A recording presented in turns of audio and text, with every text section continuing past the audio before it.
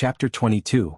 Cousin. After returning to her room, Lu Muyen lined up the spiritual herbs she ransacked from the treasury.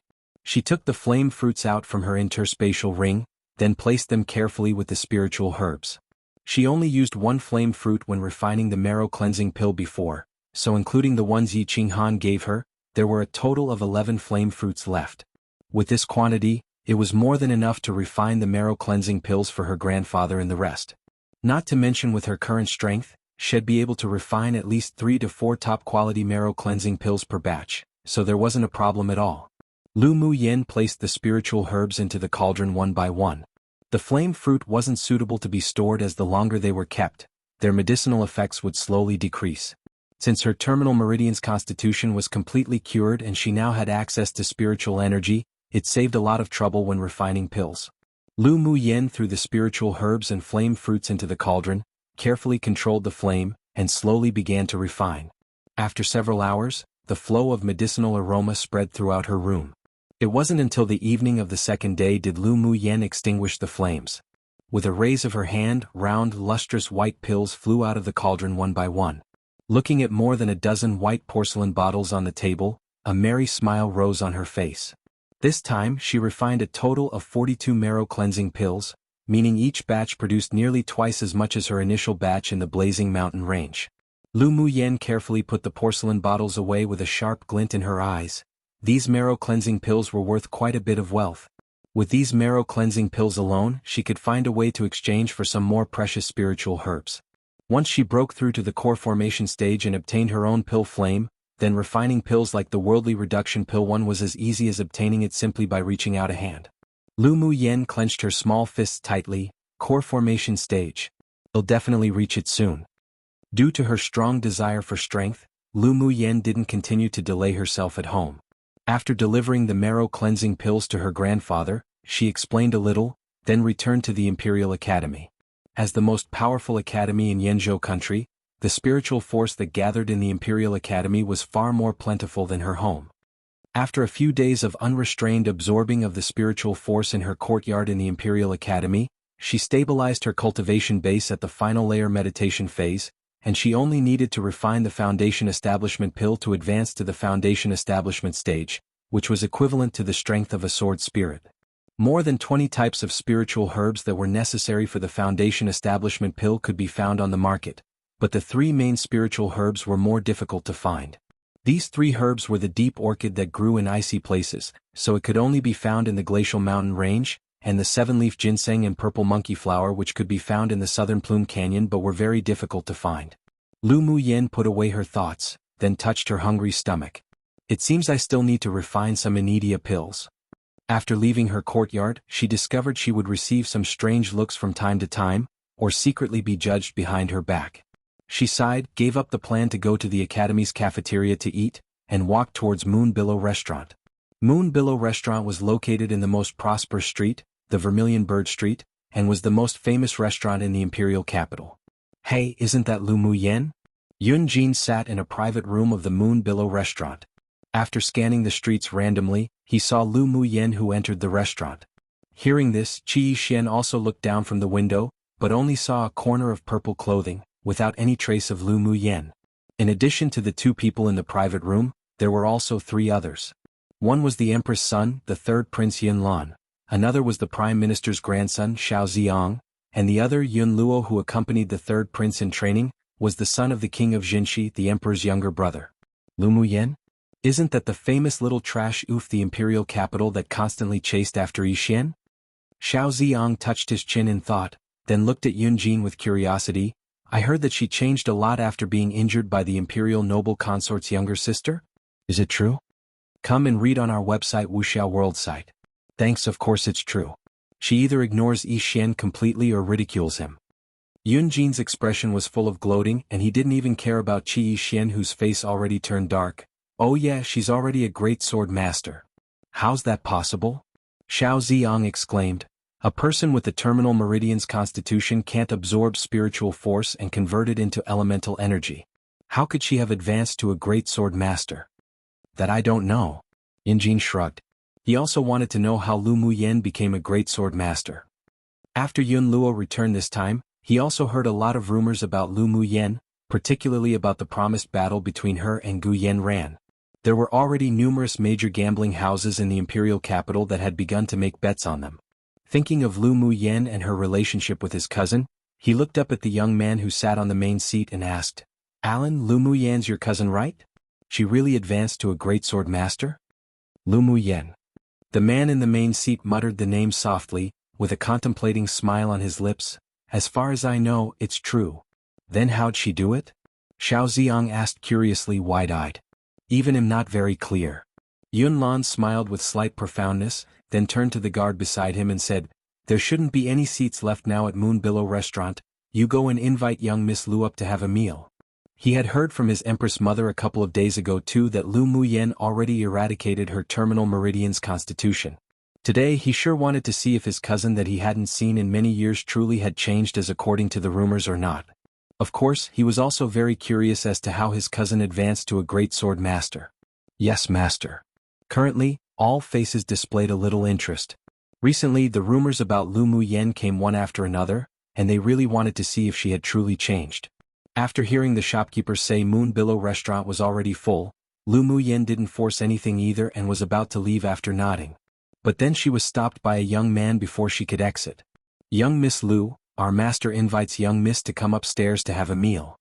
The man was neither humble nor haughty, and his attitude was fairly respectful and polite.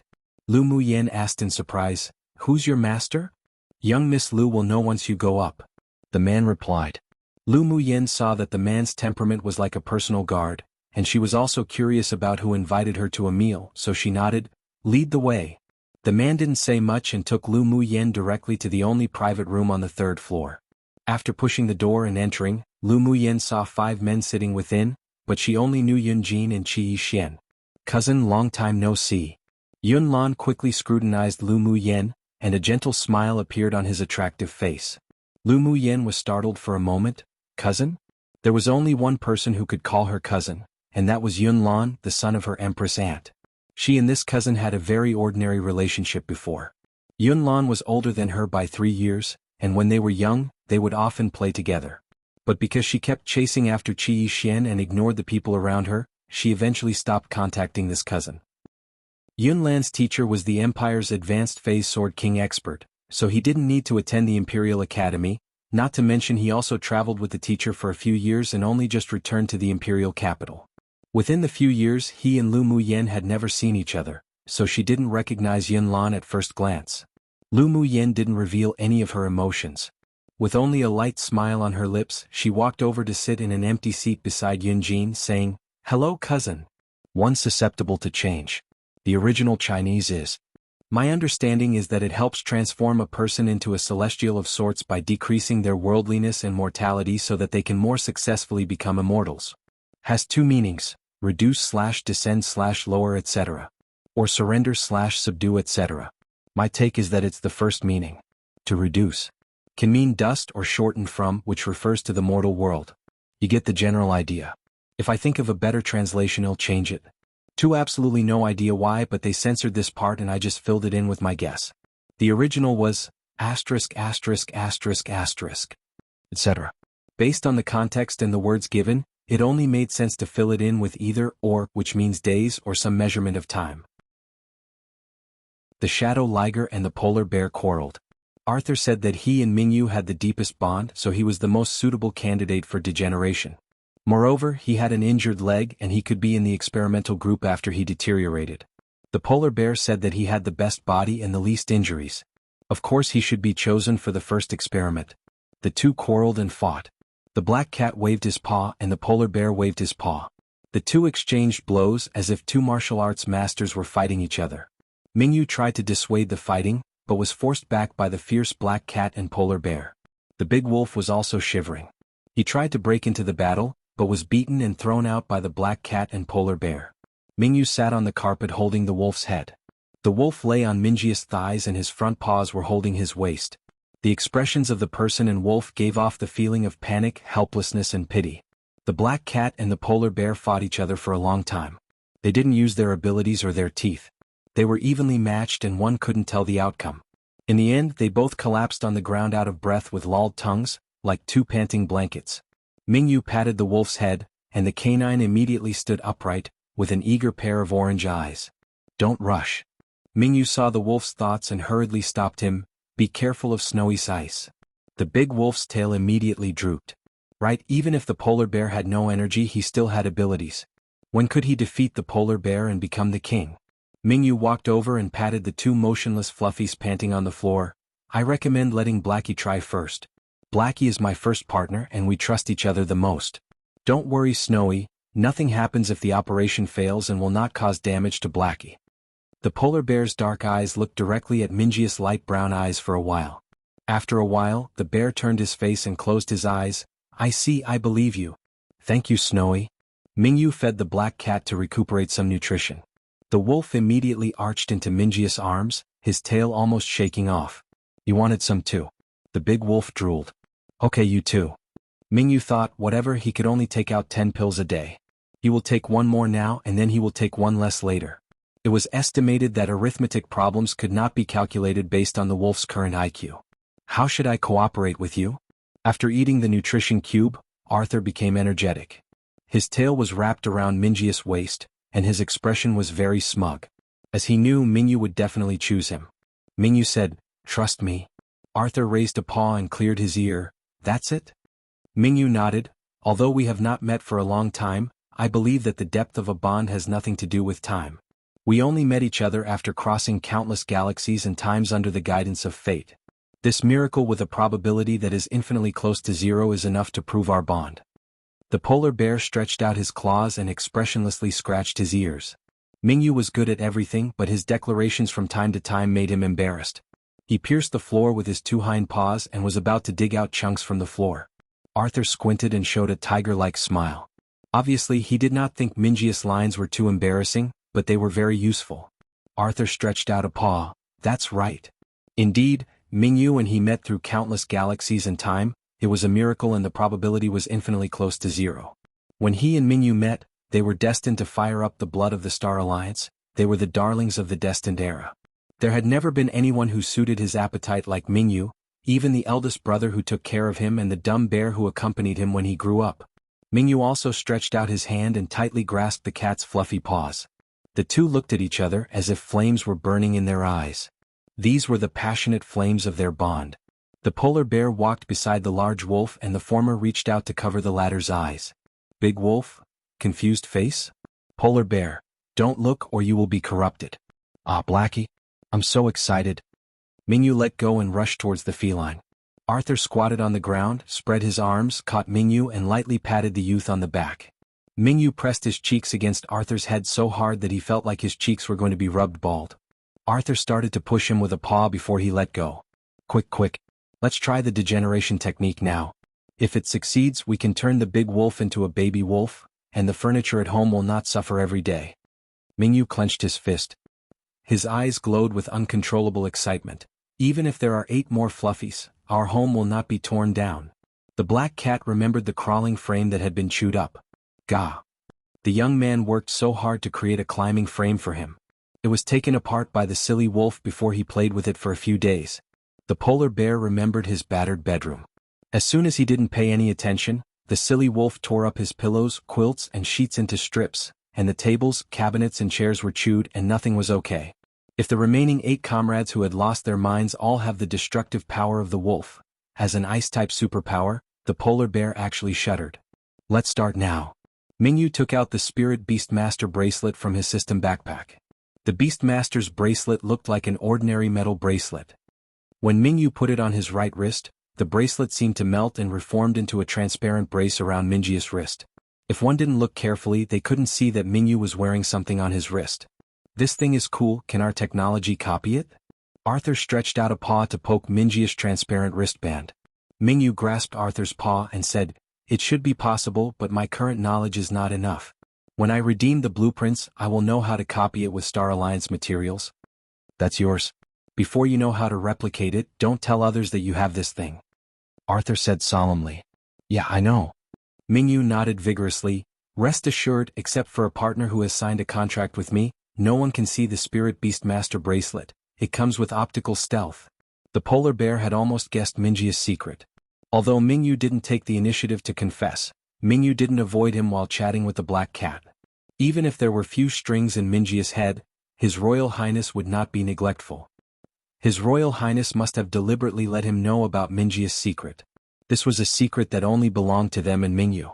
They could not reveal anything even to family members. The polar bear believed that the other 9 comrades in arms must also be able to keep this secret, and together they would guard this simple young man. Come on Blackie, strike a handsome pose. Minjia's feet were slightly apart, his hands moved in a circle, and then stopped in front of his chest, holding the Spirit Beast Master bracelet with his right hand. Come on. Let the world feel a bond that is more dazzling than the sun. Arthur shook his fur and tried to make his injured legs stand upright, his upper body slightly lowered, resembling a tiger descending the mountain. His eyes narrowed, revealing his fangs, and his expression changed from the usual lazy big cat to a domineering beast. The polar bear was shocked, a little glad that he was not the first beast to try this. Did he have to pose and say lines for degeneration? No way, no way. Wouldn't it be so embarrassing? While the polar bear was spacing out, Minjius and the black cat's eyes met. At this moment they felt the other's heartbeat without using their empathy power. Badump, badump, the heartbeat was accelerating but the rhythm was still slow. Minjius' right hand touched the Spirit Beast Master's bracelet. Light blue spiritual power poured into the bracelet, which was turned into a powerful energy wave, and rushed to the liger posing as the tiger descending the mountain. When Arthur received this energy he felt as if he had entered a different space composed of pure energy, and his energy also merged into this space. When he was about to lose his consciousness he heard his heartbeat again. Badump, badump. It was the heartbeat of that silly young man. Arthur breached Minjius' emotional depths again, the cold and dark sea.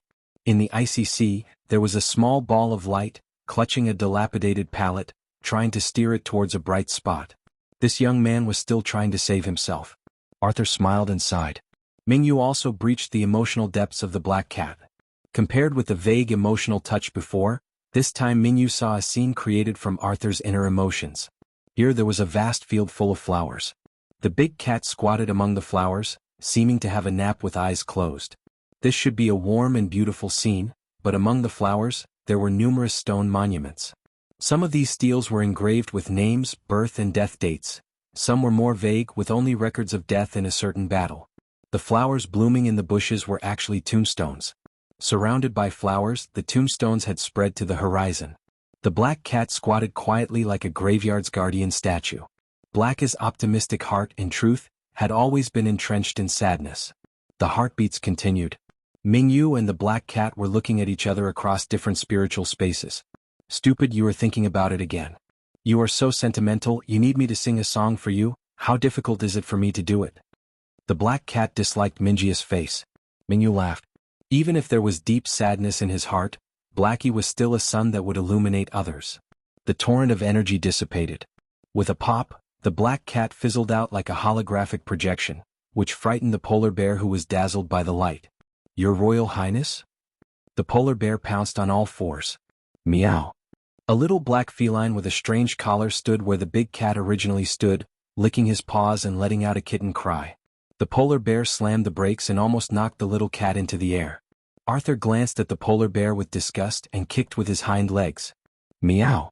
Arthur's eyes were wide and he immediately meowed. While spreading his 4 paws, he ran from one end of the house to the other end.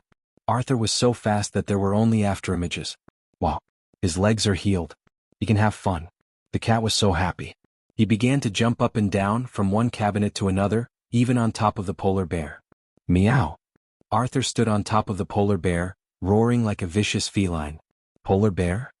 The polar bear grabbed Arthur from on top of his head, held the kitten in his palm and said with a trembling voice, Mingyu, His Highness has a problem. Mingyu took the little black cat that could be held in his palms and said in doubt, Where? No, he's very lively. Polar bear, he's too lively. Arthur jumped, kicked Minji's poor nose and leaped on top of Minji's head. My legs are better, I can run and jump. Why too lively? Bear Herman, why are you so old-fashioned? Herman? What was this magical name? Your Majesty, even if you feel good, it would be out of hand to step on someone else's head. Your body just temporarily turned into a baby, not your IQ and mind. Knowing that Arthur had not lost himself due to degeneration technique. After gaining IQ, the polar bear breathed a sigh of relief, and resumed his previous cold attitude. To be blunt, it's stupid. Arthur put his paw in his hand and said righteously, there was no one else, only you and Mingyu. It doesn't matter, I don't mind. It's so beautiful to have a little cat on my head, people can't ask for more. Mingyu also said, Mingyu, you will go to heaven if you pet His Majesty. The polar bear removed Arthur from Mingyu's head.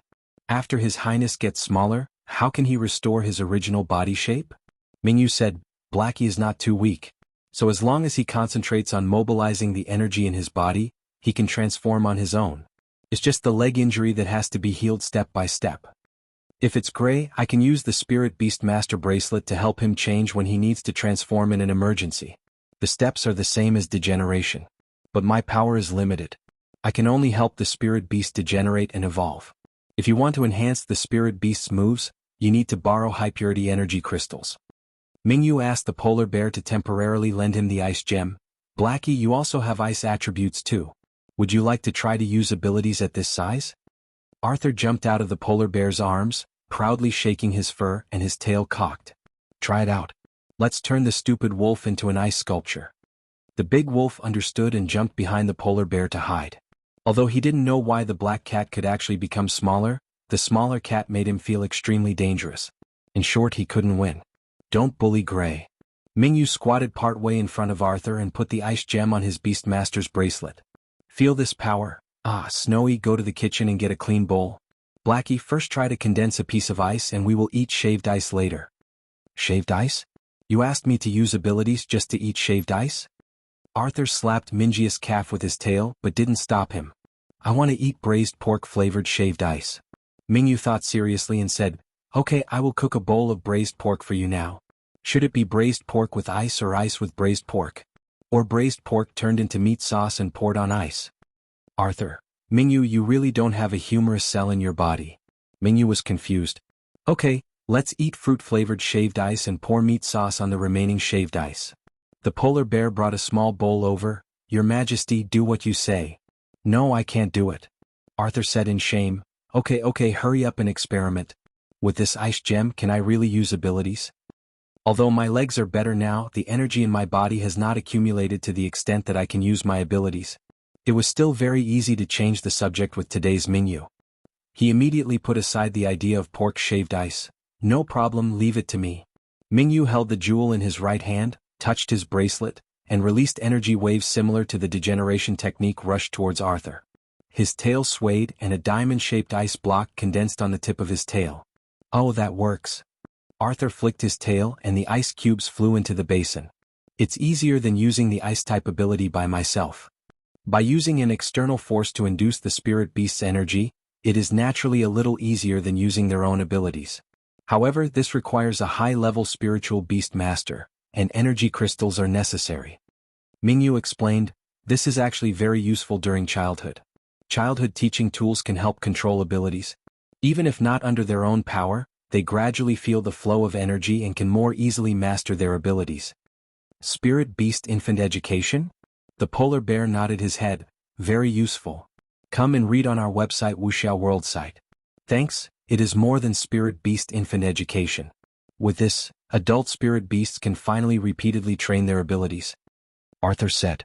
After Arthur explained further, Mingyu learned that the way the spirit beasts use their abilities was very crude, basically throwing out outputs when they condensed their abilities, and they didn't use any techniques.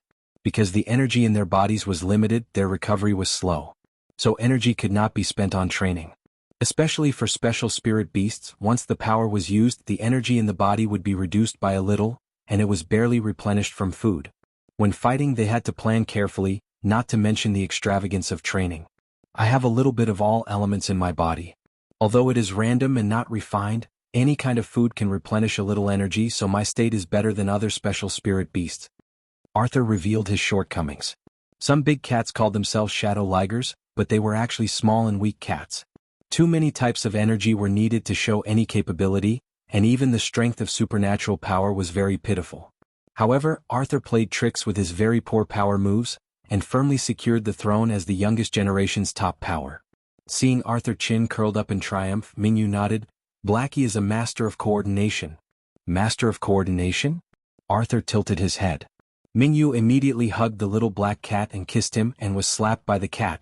A spirit beast needs to be experienced not only to increase the energy in their body but more importantly to freely use their abilities. For example, the ability of the same energy level would be more powerful after compression. But how to compress? Is it round or diamond-shaped? Would it be more lethal if it is rotated? Will it be more concealed if condensed into thin needles? How to combine with different attributes moves. This is the ability to coordinate. Mingyu remembered that in the Elves World game, the chairman and chief designer of the game munchkined the rules and steamrolled ordinary players. First they prayed for rain to turn a tornado into a waterspout, and then used blizzard to create a water dragon. The attack turned into a cold water tornado, and it freezed as it moved, which created a freezing battle tornado. This was the magical effect of combo moves and required a strong coordination ability. Although the most influential players in that game were the CEO and chairman, the rankings of the world game were fluid, and there were regular quarterfinals. However, as a powerful educator, Mingyu was very interested in coordination and wanted to study the subject matter. The spirit beasts of the Star Alliance could carry out large-scale battles with the Zerg invaders. It stood to reason that the use of these moves should have been studied long ago. However, because the cultivation knowledge did not keep up, the spirit beasts did not dare to waste energy training moves, forming a vicious circle. When your stamina and abilities are restored, I will help you train supernatural moves. Mingyu had found something to do. After degeneration treatment, spirit beasts can also train in advance, which can strengthen the rehabilitation process. When you regain your original body shape, you can also master the moves you trained in the infant form. Come on. After Arthur spoke, he jumped to the ground and changed back to full size with a bang. How come you changed back? Mingyu said while burying his face in Arthur's collar. Sorry, this was a conditioned reflex. I'm going to eat. It's stupid to not turn back into a big cat, right? Arthur moved his injured leg. I feel that the energy is running smoother than before. From now on, I will be a kitten for a few hours every day. Oh yes Mingyu, have a good rest today since tomorrow you have to play the piano live. After the Mingyu rubbed the feline, he raised his head and asked, why should we live broadcast piano music? My brother revealed that recently the soldiers sleep poorly in the barracks. You should play some music for them. Although there are no energy fluctuations after recording, there's at least the placebo effect, right? Arthur was not sure. I heard that the placebo effect is very useful. Mingyu laughed. Okay. When the time comes, the three of us will become small animals together and frighten everyone. Arthur stood up and smirked up at the polar bear. The polar bear was entangled. Does it have to have a pose? Arthur sneakily said, not only posing, but also to exchange a heartfelt vow with Mingyu. The big white bear was frightened. No need, don't listen to Black's nonsense. Mingyu hurriedly said, I and Arthur just saw each other's hearts because we took the initiative to show each other our secrets. Generally, it's just a blend of minds and no illusions even show up. Don't worry about your privacy. Arthur sat down on the ground, raised his two paws waving frantically. I'm not talking nonsense. You are. No, there isn't. Yes. No. Yes. The polar bear carried the back collar of Mingius' clothes with one paw, and Arthur's nape with the other, pulling away the two naive ghosts who were inexplicably arguing. The wolf stared at the polar bear for a while, then turned his head to signal that the polar bear should also grab the nape of his neck. It seemed very fun. Great white bear. His heart was tired. He hoped that Yen-Yi would be a little more obedient after becoming a baby wolf. The audience was looking forward to it, and finally it was time for the third live broadcast. This time they collectively flooded the screen with protests, condemning the anchor for being too lazy. Why couldn't it be broadcast every day? It would be best to install a camera in the #1 nursing home so they could watch the live broadcast every second. Even if the live broadcast was just the prince sleeping. You have been banned. Next time you violate the rules, you will be kicked out of the live broadcast room. Administrator Bear Herman went online. The audience shivered, and the newly established offensive and defensive alliance fell apart in an instant. Kicked out of the live broadcast room? Wasn't this punishment too heavy? They were persuaded. It's fine to watch a live broadcast. Why did they ask for so much? The anchor was in a bad mood and asked for a month or two off. What cared if everyone doesn't have to watch? Who on earth urged us to protest first? Beat them. The audience began to fight internally like a mob. His Majesty the Emperor was so angry quickly that slapped a hole in the floor. A little threat made them give up? Are these still soldiers of our Star Alliance? His Majesty the Emperor was very angry. The secretary suggested, Why doesn't your majesty directly tell his royal highness that you want him to live broadcast every day? His majesty buried his fluffy lion head between two paws. If Arthur disagrees, wouldn't I lose face? The secretary's mouth twitched and he mentally slandered the emperor. With all due respect, he was already very shameless now. At the Dullen household, Ian was also frantically swearing at these weak people. When Lieutenant General Mundy, who was 30 years older, knew that the stupid boy was being used as a gunman again, he really wanted to shoot Ian away with a paw. However, Ian was a weak brother who had just broken through the S rank and could not transform into a beast. Compared to Herman. Although he was a little simpler when he was a child, His Majesty Arthur abducted him as a guard with a lollipop, but at any rate Herman was a natural S-level supernatural ability, and he could transform into a beast when he was in elementary school. His brain is a little slow, but that could be explained as the energy being spent on his abilities. But what about Ian? Only S grade now. His mind was not smart either. He was only half of Herman in the end.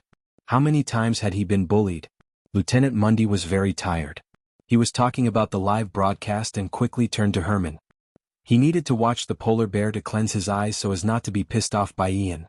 Yen Tong received a special notice from Arthur to start the live broadcast in advance, asked for leave early and returned home to wait for the rebellious cousin to appear. The Yen family had always stood in a neutral position, not participating in the internal power struggle of the Star Alliance. Behind their strict behavior, there was a philosophy of life-saving gratitude. The Yen family believed that the first rebel among the younger generation would be Yen Tong, who had not been very well behaved since childhood. They guarded Yen Tong strictly, but they didn't expect that Yen Yi, the most honest child in the family, would actually stand on the side of Prince Arthur that no one was optimistic about at the time. He joined the special advance team organized by Prince Arthur. The elders in the Yen family were almost angered to death by Yen Yi. When the family announced in public that they would cut off relations with Yen Yi, they didn't feel any pressure at all. Anyway, Yen Yi's parents had already been sacrificed on the battlefield, and they bullied an orphan who had eaten free food. Now this group of people regretted so much that their intestines turned blue. They were probably waiting for Yen Yi to die, so that they could unilaterally announce that he and the Yen family had reconciled, and borrow the hero's name for their own benefit. Yen Tong laughed sarcastically. Hello everyone, in the anchor of the #1 live broadcast room. Blackie Snowy Gray don't fight. Mingyu just started the live broadcast, and was already interrupted by 3 small animals under his feet before he finished reciting the opening words. The viewers who entered the holographic live broadcast room took a closer look. There were indeed 3 little, cute but strong plush cubs beside the little anchor.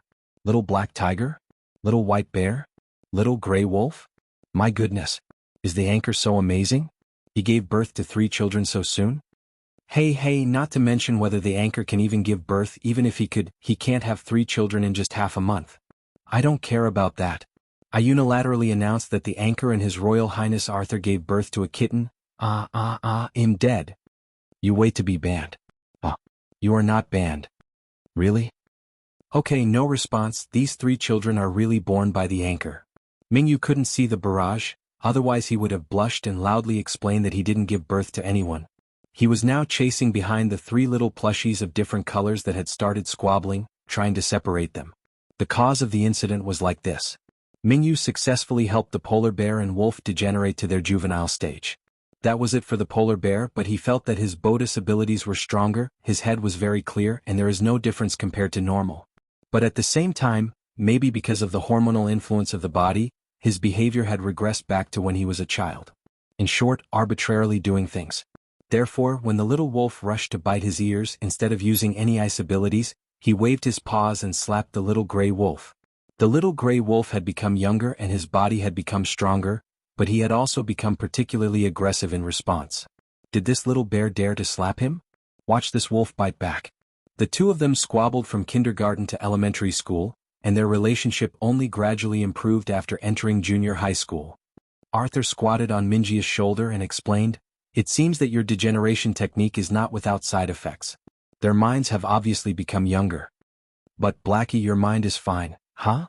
Before Mingyu finished, Arthur leapt off his shoulders, flew between the little bear and the little wolf, and slapped each of them to the ground.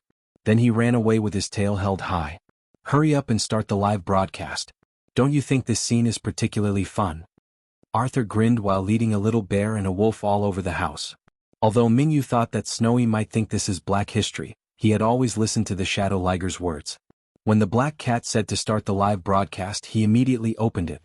Okay, let me explain. There are no new spirit beasts at the Spirit Beast Sanatorium. These three are Blackie, Snowy and Gray. Has Gray been introduced before? It seems not. In short, someone new has arrived at the Spirit Beast Sanatorium.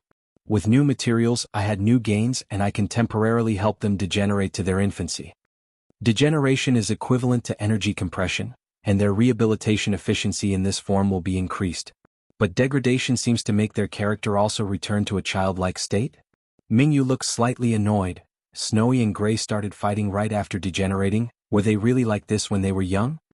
Yen Tong couldn't help laughing even while thinking about dark things. Although her smile was still very stiff, she laughed out loud, which proved that she was in a better mood. Snowy should be Dullin's ice supernatural power Herman, right? When Yen Yi was in elementary school, he and Herman were at the same table. Every day he came back from school, he would scold that annoyance at the same table several times. During my self-study, he knocked on the stationery box and said it was a drum set? Take my clarinet apart and say he wants to form an orchestra? Every day, I hear ghosts in my ears saying that he was singing a song? Is that bear mentally retarded? I suffered. No more. I euphemistically talked to him and he didn't understand at all, and asked me if I wanted to form a band together. I want to change tables. For Yen Yi, who was strictly educated at home to be a noble, he was unorganized and uncultured. Herman, who didn't understand any noble language, was his nemesis. Yen Tong smiled and cried, covering her face. She was useless and couldn't protect her brother. Fortunately, her brother followed a good boss. There is no more.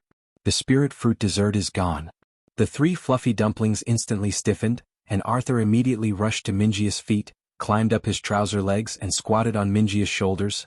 I didn't do anything, don't worry about me, meow. Mingyu couldn't help but laugh when there was a meow sound in the words conveyed by Arthur.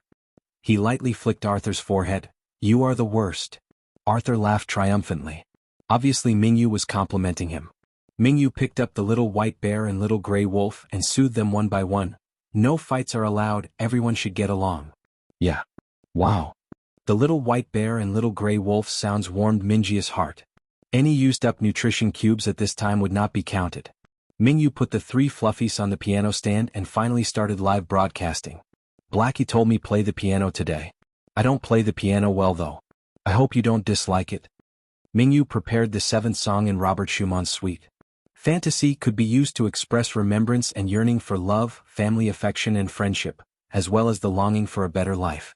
Mingyu figured this song should be very suitable for the spirit beasts and their partners who had experienced the battlefield. Mingyu tapped the keys with his fingers, and the light blue energy fluctuations from his body spread to every corner of the music room along with the melodious piano sound, gently soothing the spirits of the audience watching the live broadcast. This was always the case. Whether it was live cooking, making toys, or playing the piano, the little anchor would always calm their hearts in an instant, as if they had returned to the most comfortable and quiet environment. His Majesty the Emperor closed his eyes, and the golden lion's face showed a peaceful sleep. Dang dang dang kong kong. A series of noises interrupted the Emperor's meditation, and he impatiently raised his head. Gray, don't step or sit on the keys. Mingyu hugged the little gray wolf and said embarrassedly, let's continue. The melodious melody sounded. Kong ding jingle. Gray, don't play on the keys. Get down. Blackie, why are you here too? Don't dance on the keys. Gray, Blackie, dancing on the piano is not okay. The small polar bear had a dull expression and then ice erupted from his body. Mingyu placed the ice-covered kitten and wolf cub on the piano stand, moved a chair beside him and put a stool on the chair. He placed the little white bear on the stool and let him sit up to the height of the piano keys. Mingyu smiled at the camera. Okay, the commotion has been resolved, everyone, please continue to listen to the piano music. The bear cub waved a paw and smiled with his eyes, looking like a little girl's favorite teddy bear. The audience couldn't sleep at all. Wait, what the anchor just said was degeneration, right? It was degradation, not evolution, right? Why could he still use abilities when in child form? Was it so easy to use abilities? No, they were not surprised by this. Just now the anchor and the little cat and wolf were attacked by an ice-type ability, right? Why did the kitten and wolf cub, who were spirit beasts, become ice sculptures, but the anchor only shivered?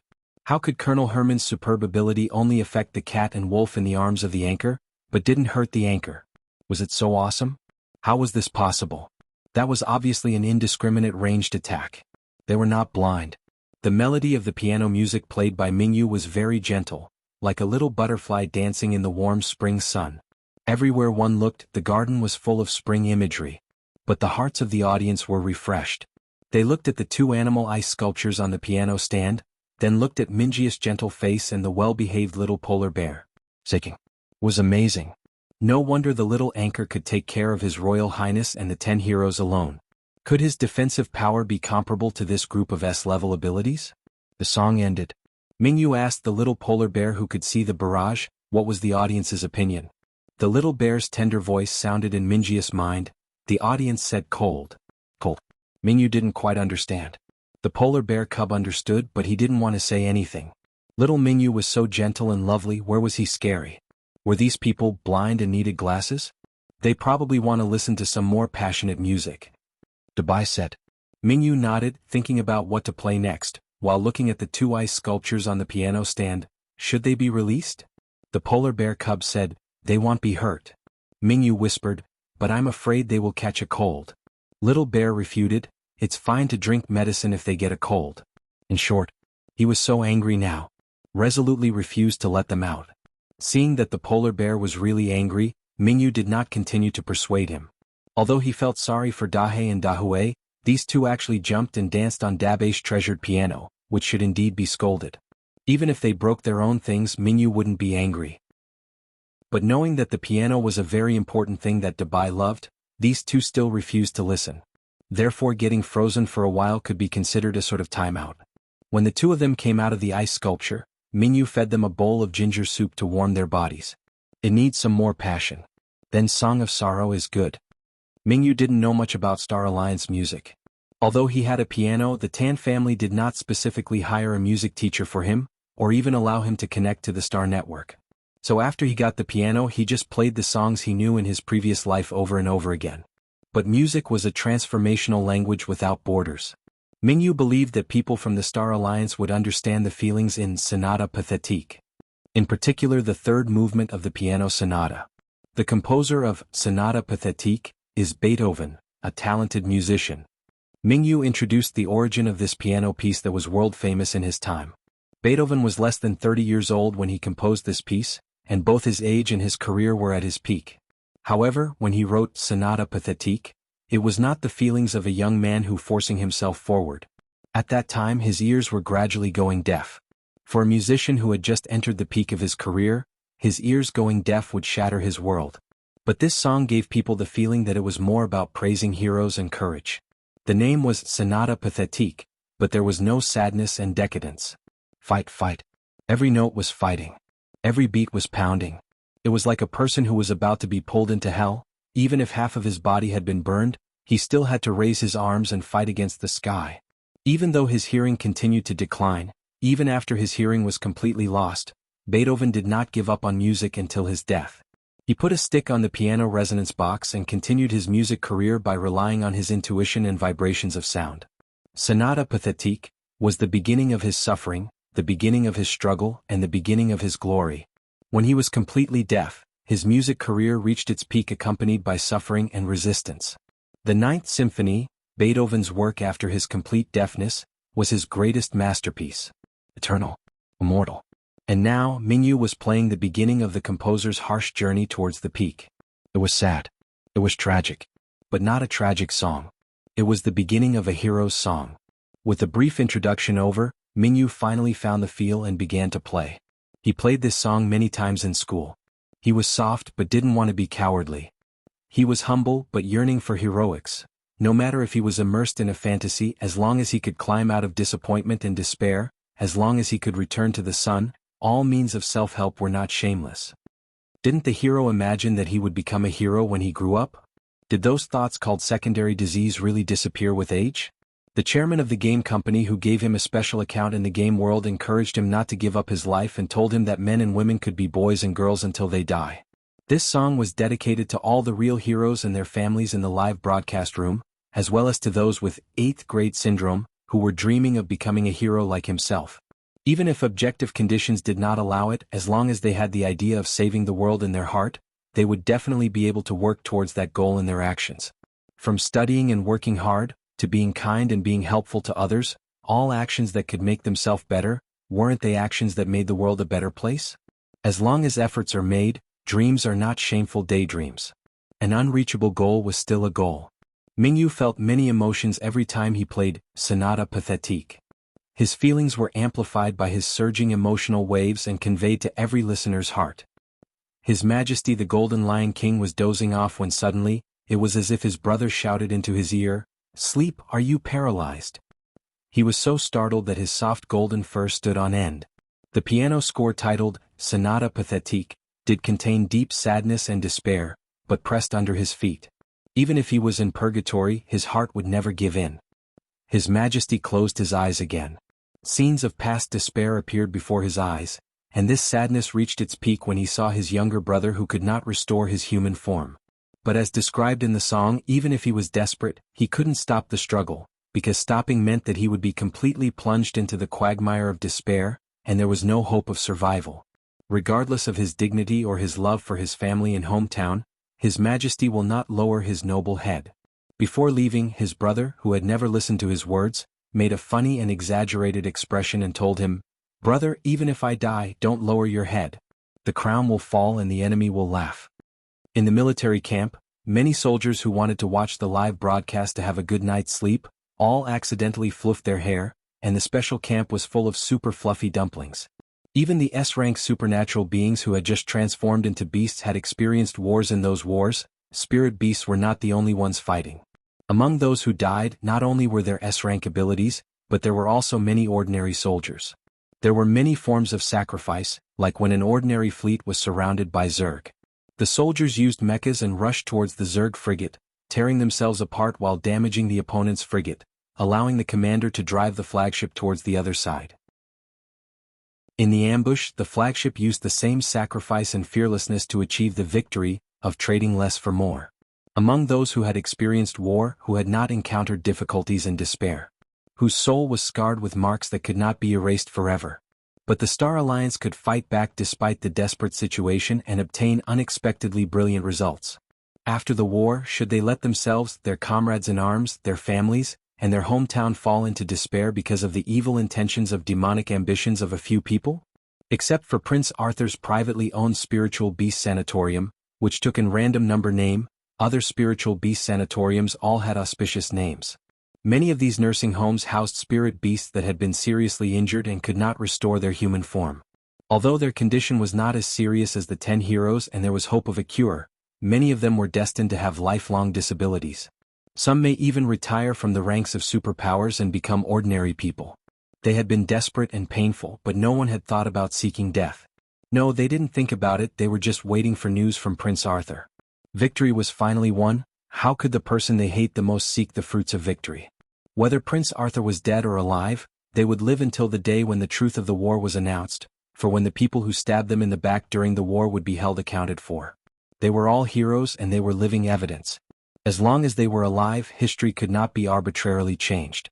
Even if Prince Arthur died, they must obey Prince Arthur's last wish, unite with His Majesty and make their last contribution for the protection of the Star Alliance. They protected Star Alliance from outside harassment, and they never allowed internal moths to destroy the peace that their comrades had spent their lives for while the Star Alliance's vitality was severely injured. This was the only request that His Royal Highness made to them before he left. Now that His Royal Highness was back, he was still optimistic and lively in the live broadcast, just like on the battlefield. His Highness' self-confidence and optimism was like the sun in everyone's mind.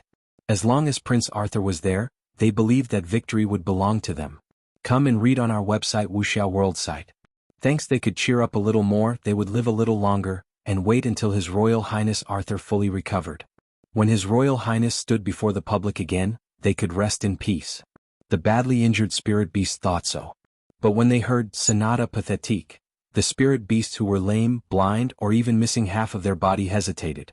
There were many livable planets in the Star Alliance, and there were other interstellar civilizations outside. They had never heard of this musician from an unknown little planet. But according to the little anchor, when this musician suffered from a disease where all the Star Alliance's technology could not allow him to hear, didn't the musician lose everything? For musicians, sound was not just one of their senses, it was their everything. Only by relying on his intuition and a small stick, this person could continue his dream. What about them? There were prosthetic limbs for lame legs, false eyes for the blind, and a mecha could be used even if the body is paralyzed. Even if they lost their power in the end, couldn't they continue to live as an ordinary person? The majority of the people in the Star Alliance were ordinary people, and there were many ordinary people among the soldiers who died on the battlefield. They were generally part of logistics or mechanics, but they still didn't fear sacrifice and they were well-deserved heroes. If they had the intention of seeking death before, it was because they didn't want the Star Alliance to waste the resources on themselves as a useless person. But the anchor who called himself a spiritual beast master brought news. Groundbreaking spirit beast cultivation knowledge. Perhaps the Star Alliance would no longer be short of resources for cultivating people with supernatural powers in the future. Since giving up was no longer a sacrifice, but a cowardly suicide, they had no reason to give up. Just like this piano piece, Sonata Pathétique, was only the beginning to suffering and subsequent glory. They were able to walk out of the sea of war and blood. How could they fall before dawn? The saying it was darkest before dawn? Their sun was still there. Their sun also carried a small star that heralded the approaching dawn, encouraging them not to fall before the light came. At this moment, the dying spirit beast struggled to get up and crawled towards the food bowl. They didn't want to indulge in the quiet atmosphere of the live broadcast room to sleep peacefully, they wanted to stay awake. Eat more so they would have more energy to move towards the dawn.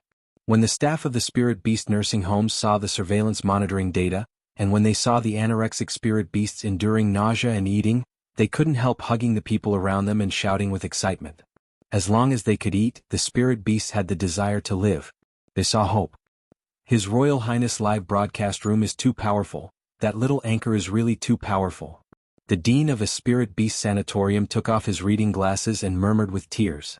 The spirit beast master is really amazing and I really want to be like that.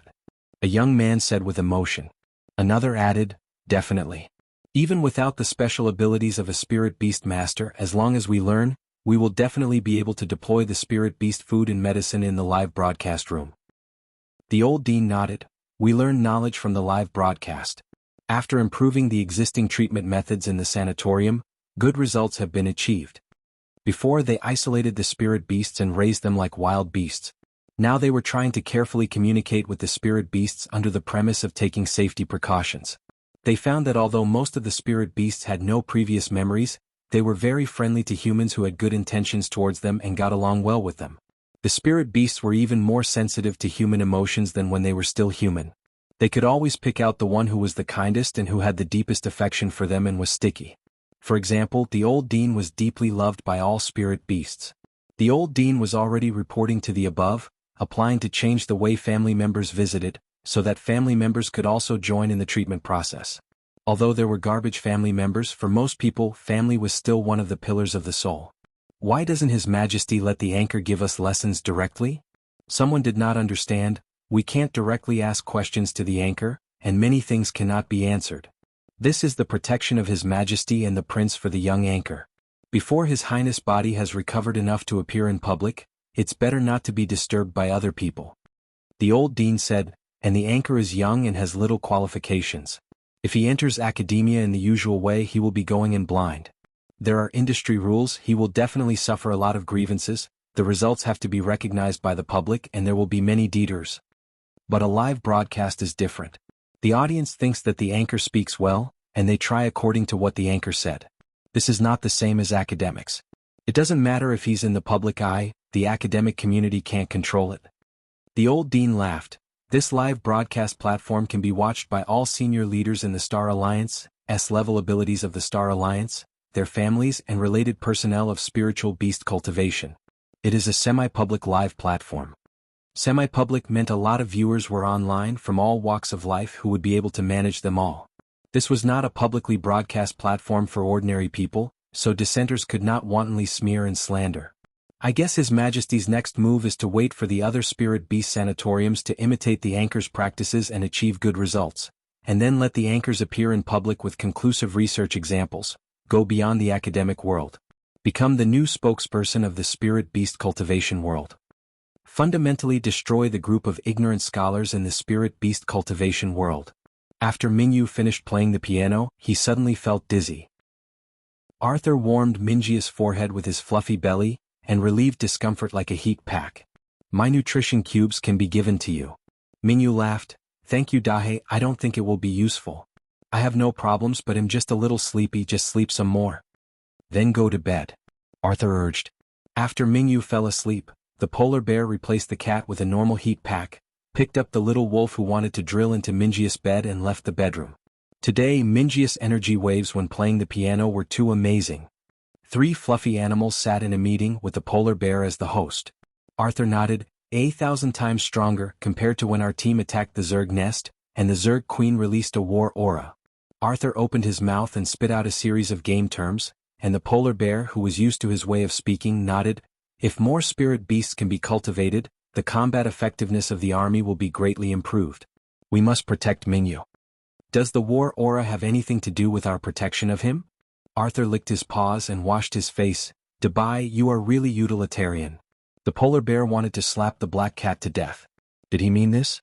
He just emphasized Minjia's greatness. I suggest picking up our other comrades as soon as possible. After hearing the two's words, the little wolf expressed his opinion. Minjia's power is too special, and His Majesty can't resist public pressure for too long. Mingyu will soon be forced to appear in front of the public. The more people who can protect him, the better. Yes. I don't believe the 11 of us can't protect one silly youth. A pause, and then Arthur hunched back and jumped on the spot like a startled animal. Meow?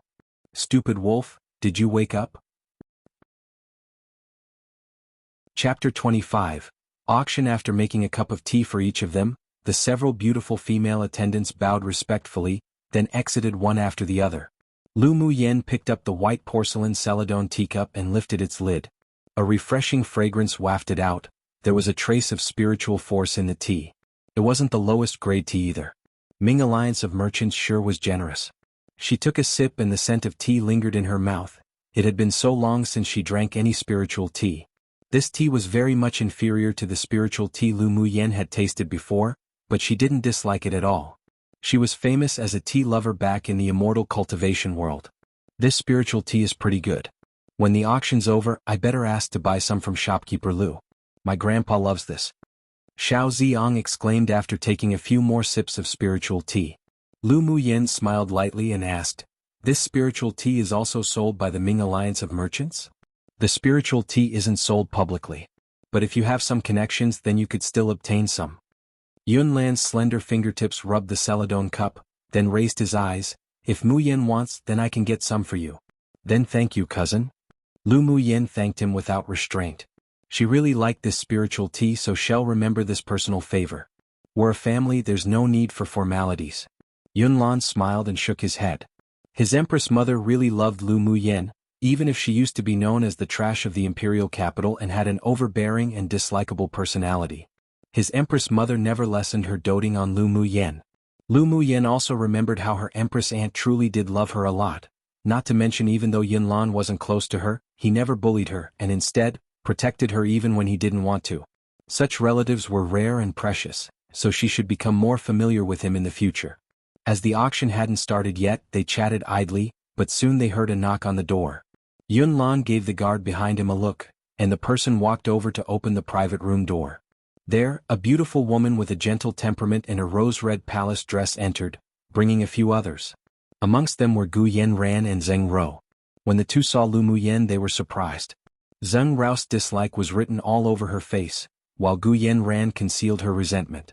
They didn't expect this trash would be with the third prince and his group. They didn't dare to offend any of the people here, so they didn't ridicule Lu Muyen for the time being. When Lu Muyen saw the two of them, she fell into thought, but didn't say anything and only sat there quietly with her teacup. Brother third prince, brother fifth prince, fourth cousin, young Sir Shao, young Sir Qi. When she saw Lu Muyen's, surprise flashed in her eyes, then she smiled at her and said, "Young Miss Lu, seventh princess." Lu Muyen replied with a faint smile. The seventh princess was Imperial noble consort Hu's daughter, and was in the heaven class of the Imperial Academy. They didn't have a lot of interactions, but neither did she bully her like Gu Yanran and her group did. In the palace, the seventh princess mother had a good relationship with Gu Yanran's elder sister, But she wouldn't offend the Empress either, she was rather skillful in that aspect. Yunlan and the others smiled and nodded in greeting to 7th Princess Yunxin. She usually knew how to conduct herself and none of them disliked her. Come and read on our website wuxiaworld site. Thanks. Yunxin also had her own private room, but after hearing that Yunlan and his group arrived, she brought Gu Yanran and the others over for a greeting. 3rd Prince, 5th Prince. Gu Yanran and Zheng Rou also stepped forward to greet the rest, but they both ignored Lu Muyen. Lu Muyen didn't care either. She was indifferent without any ripples of emotion in her eyes. Yi Xian, you also came to participate in the auction. Gu Yanran smiled softly. Her voice was smooth like water and she looked at Qi Yi Xian lovingly. Qi Yi Xian furrowed his brows subconsciously. In the past he wasn't as disgusted by Gu Yanran's fake tenderness, but for some reason he disliked it today. He nodded coldly, yes. Gu Yanran froze and a sourness rose in her heart. When she entered just now and saw Lu Muyen here, she already felt uncomfortable. Why should this trash be here? It was only because she was born lucky. If she didn't have the general's mansion, then this trash wouldn't have been anything. She could step on her all she wanted. Yunxin felt Gu Yanran's mood fluctuate, and even had a feeling of resentment. She was a little disappointed inside. Compared with Imperial noble consort Gu Yanran's schemes were lacking too much. Even compared with the current Lu Muyen, her tolerance was lacking too. With Zheng Rao's status, she wouldn't have been able to participate in such an auction. She was only able to participate because of her relationship with Gu Yanran, and because she gifted the princess a valuable present and asked to be given a chance. So she could only glare at Lu Muyen and say nothing. The auction is about to start. I'll return to my private room now. Yunxin really couldn't stand Zheng Rou being this way, and she regretted agreeing to bring her. She liked Lu Mu Bai, so she didn't want to become enemies with her. To prevent any conflict, it was best to leave. Sure, you may go. Yunlan also didn't like Gu Yanran and Zheng Rou, so he simply nodded. Gu Yanran endured the grievances in her heart and looked at Qi Yi Xian affectionately, hoping that he could allow her to remain. She didn't want Lu Muyen and Qi Yi Xian to remain alone together, but her beloved appeared to not even see her amorous gaze, only looking down, staring at the tea set. Let's go. Yunxin furrowed her eyebrows and warned Gu Yanran with her eyes. This wasn't the type to express love at all. This woman's brain was becoming more and more useless. As expected from the schemes of someone who came from a small, lowly family. A thin mist rose in Gu Yanran's eyes. Seeing that Qi Yi Xian still had no intention of letting her stay, she could only stomp her foot, endure the grievance and leave with the 7th princess. She looked like a tearful flower. Yi Xian, your little wife's full of grievance, aren't you going to chase after her and comfort her? Or bring her back and sit for a bit? Yunjin smiled and joked as if he feared there wasn't enough chaos in the world one. Qi Yi Xian didn't say a word, but he looked up coldly at Yunjin, an evident look of displeasure. Seeing Qi Yi Xian's cold face, Yunjin shrugged, then glanced at Lu Muyen who had been indifferent this entire time with only a slight curve of interest on her lips. Qi Yi Xian also looked at Lu Muyen in his peripheral vision and saw that she was drinking tea leisurely without any response. He suddenly felt sour, but he quickly adjusted his emotions. Except he felt an inexplicable resentment towards Gu Yanran. He allowed his family to arrange her as his concubine because she was obedient, but seeing how restless and impure she was now, he suddenly felt that he needed to carefully consider whether or not to marry this woman in as a decoration too. One does things as he pleases to marry her just for the sake of it. Chapter 26. Contend for the cauldron. When the auction was about to begin, there was a knock on the door to their private room. Yun Lan frowned unconsciously and the guard standing behind him immediately opened the door. Shopkeeper Lu entered with the 7th princess and her company and said with a smile, "Third prince, just now a very distinguished guest came to participate in the auction, but he wanted his own private room. The superiors of the imperial family decided that the private room for the 7th princess was to be made available. So is it possible for the princess and her company to share this private room with you?" Shopkeeper Lu had no other choice. He couldn't defend that distinguished guest, and 5 of the private rooms for distinguished guest were booked by the royal family, so he could only go and negotiate with them. Their answer was to give the private room of the 7th princess to that distinguished guest, so he had to come forward to coordinate. Who is this very distinguished guest? Yun Luo asked aloud what everyone wondered.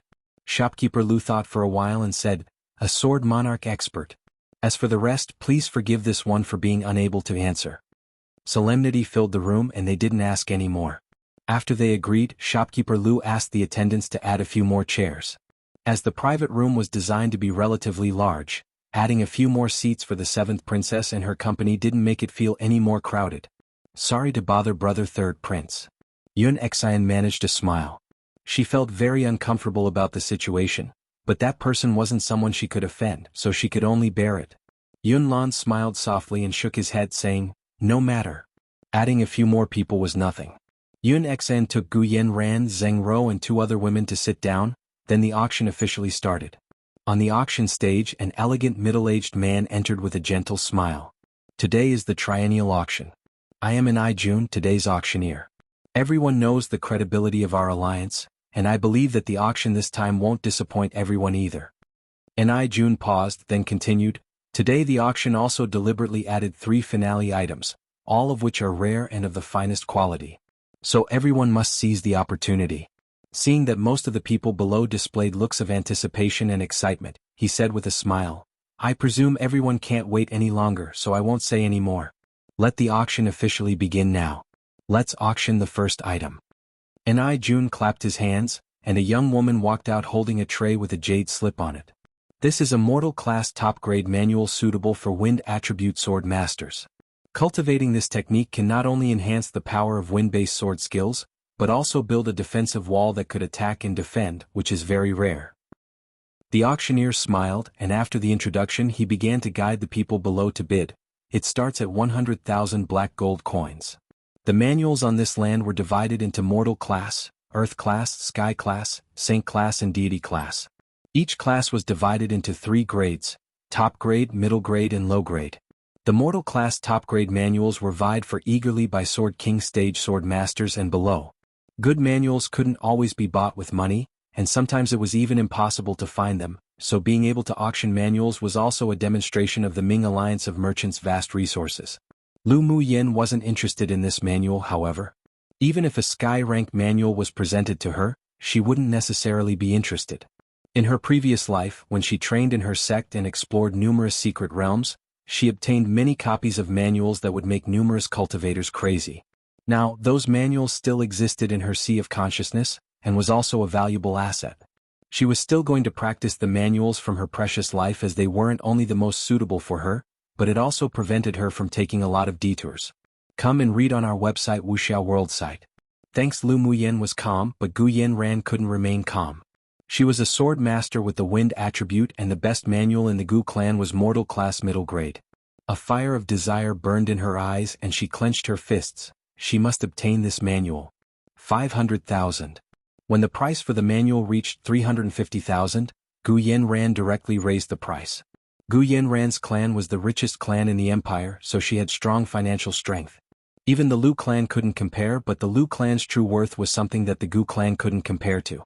That's why even though Imperial noble consort Gu was very arrogant in the palace, she couldn't supersede the empress. This time, as Gu Yanran participated in the auction, the Gu clan gave her 8 million black gold coins. Even the core children and disciples of old distinguished families of the empire couldn't take out this figure of money. It was enough for her to be proud of. Yunlan casually glanced at the excited and proud Gu Yanran. His eyes darkened and looked at Lu Muyen. Does Muyen not want this manual? I remember you also cultivated wind attribute skills. If you like it, I'll bid for it and gift it to you. Lu Muyen was taken aback for a moment, then her heart warmed, and she glanced at Gu Yanran in her peripheral vision whose expression immediately changed. She shook her head, uninterested. Thank you, cousin, but there's no need. I'm not interested. She wasn't so bored as to act on impulse and contend for this manual with Gu Yanran, wasting Yunlan's black gold coins. Gu Yanran felt relieved when she heard Lu Muyen wasn't interested, but she also felt unpleasant. Why did it feel like she was picking up an insignificant manual that the trash didn't want? A vicious look crossed her eyes. After the Academy's annual competition, she would definitely step on Lu Muyen.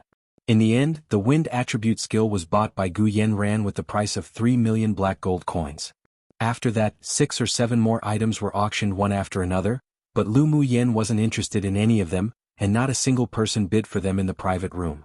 It wasn't until the auctioneer unveiled a piece of red cloth, revealing a small dark blue cauldron, did she straightened up in her seat, her eyes bright. This is a cauldron left behind by a senior grade 4 alchemist, and this cauldron is a high-quality spirit tool. It could withstand the internal fire of a sword monarch stage expert and could even increase the rate of pills refined. I believe everyone understands how valuable it is for alchemists without me saying any more. Though Jun saw that most people revealed uninterested expressions, he didn't mind. Alchemists were originally very rare professions, and it would be useless for anyone else to buy this cauldron. He turned the auction hammer and announced with a smile, "The starting price of the blue cauldron is 300,000 black gold coins. The bid begins." Lu Muyen discovered that the auctions held by the Ming Alliance of Merchants were indeed very high class. The starting price was already 300,000. That was the income of many years for many clans in Yenzhou country. Then she discovered that she was rather poor. The 1 million black gold coins given by Yi Qinghan plus the money from the Lu clan was only 3 million black gold coins altogether. If she couldn't afford this, then she'd have to buy the cauldron by selling some of her things. 3 million. Lu Muyen was too lazy to bid slowly, so she directly reported all her money. Piyu. Yun Jin couldn't stop himself from spitting out his spiritual tea, lifted his head and said, "Lu Muyen, you're ruthless. Even a spendthrift wouldn't waste money like this. What was a swordmaster buying an unusable cauldron for? And the very first bid was 3 million black gold coins? Was the Lu clan this rich? Why didn't he know? Lu Muyen, you're deliberately punishing me, right?" Xiao Ziyang was just about to bid 500,000 when Lu Muyen beat him to it. He was really gloomy. "What's all this about?"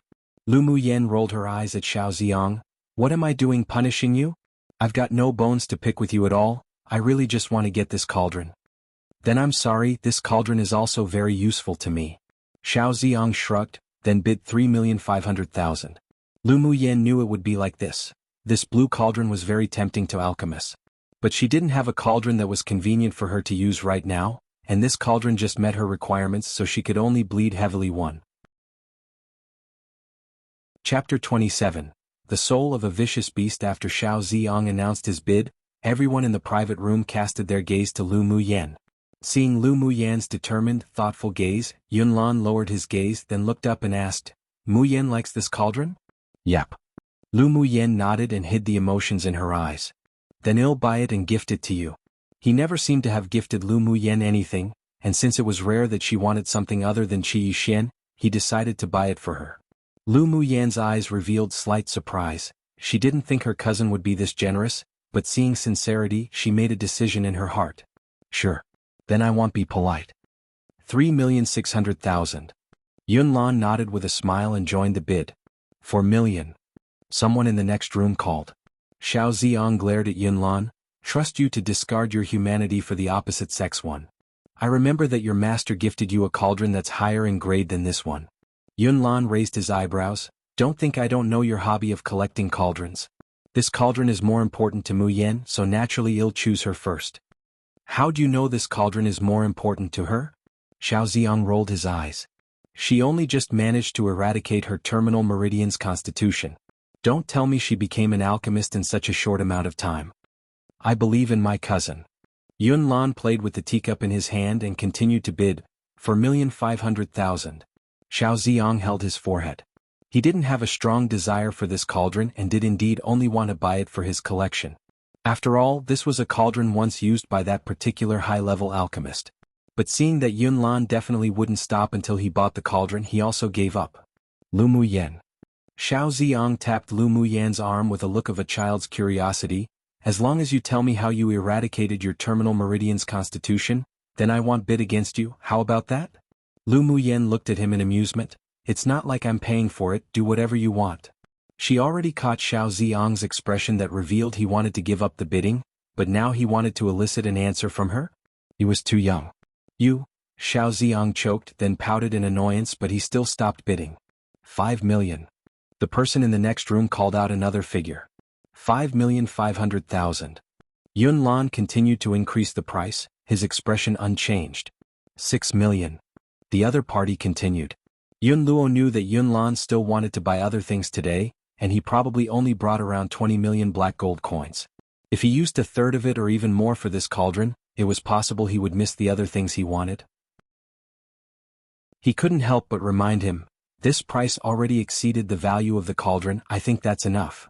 Yunlan did want to buy other things, but he was one to keep his promises, so he wouldn't lose Lu Muyan's faith.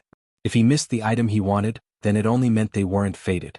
No need, he probably reached his baseline now. 6,100,000.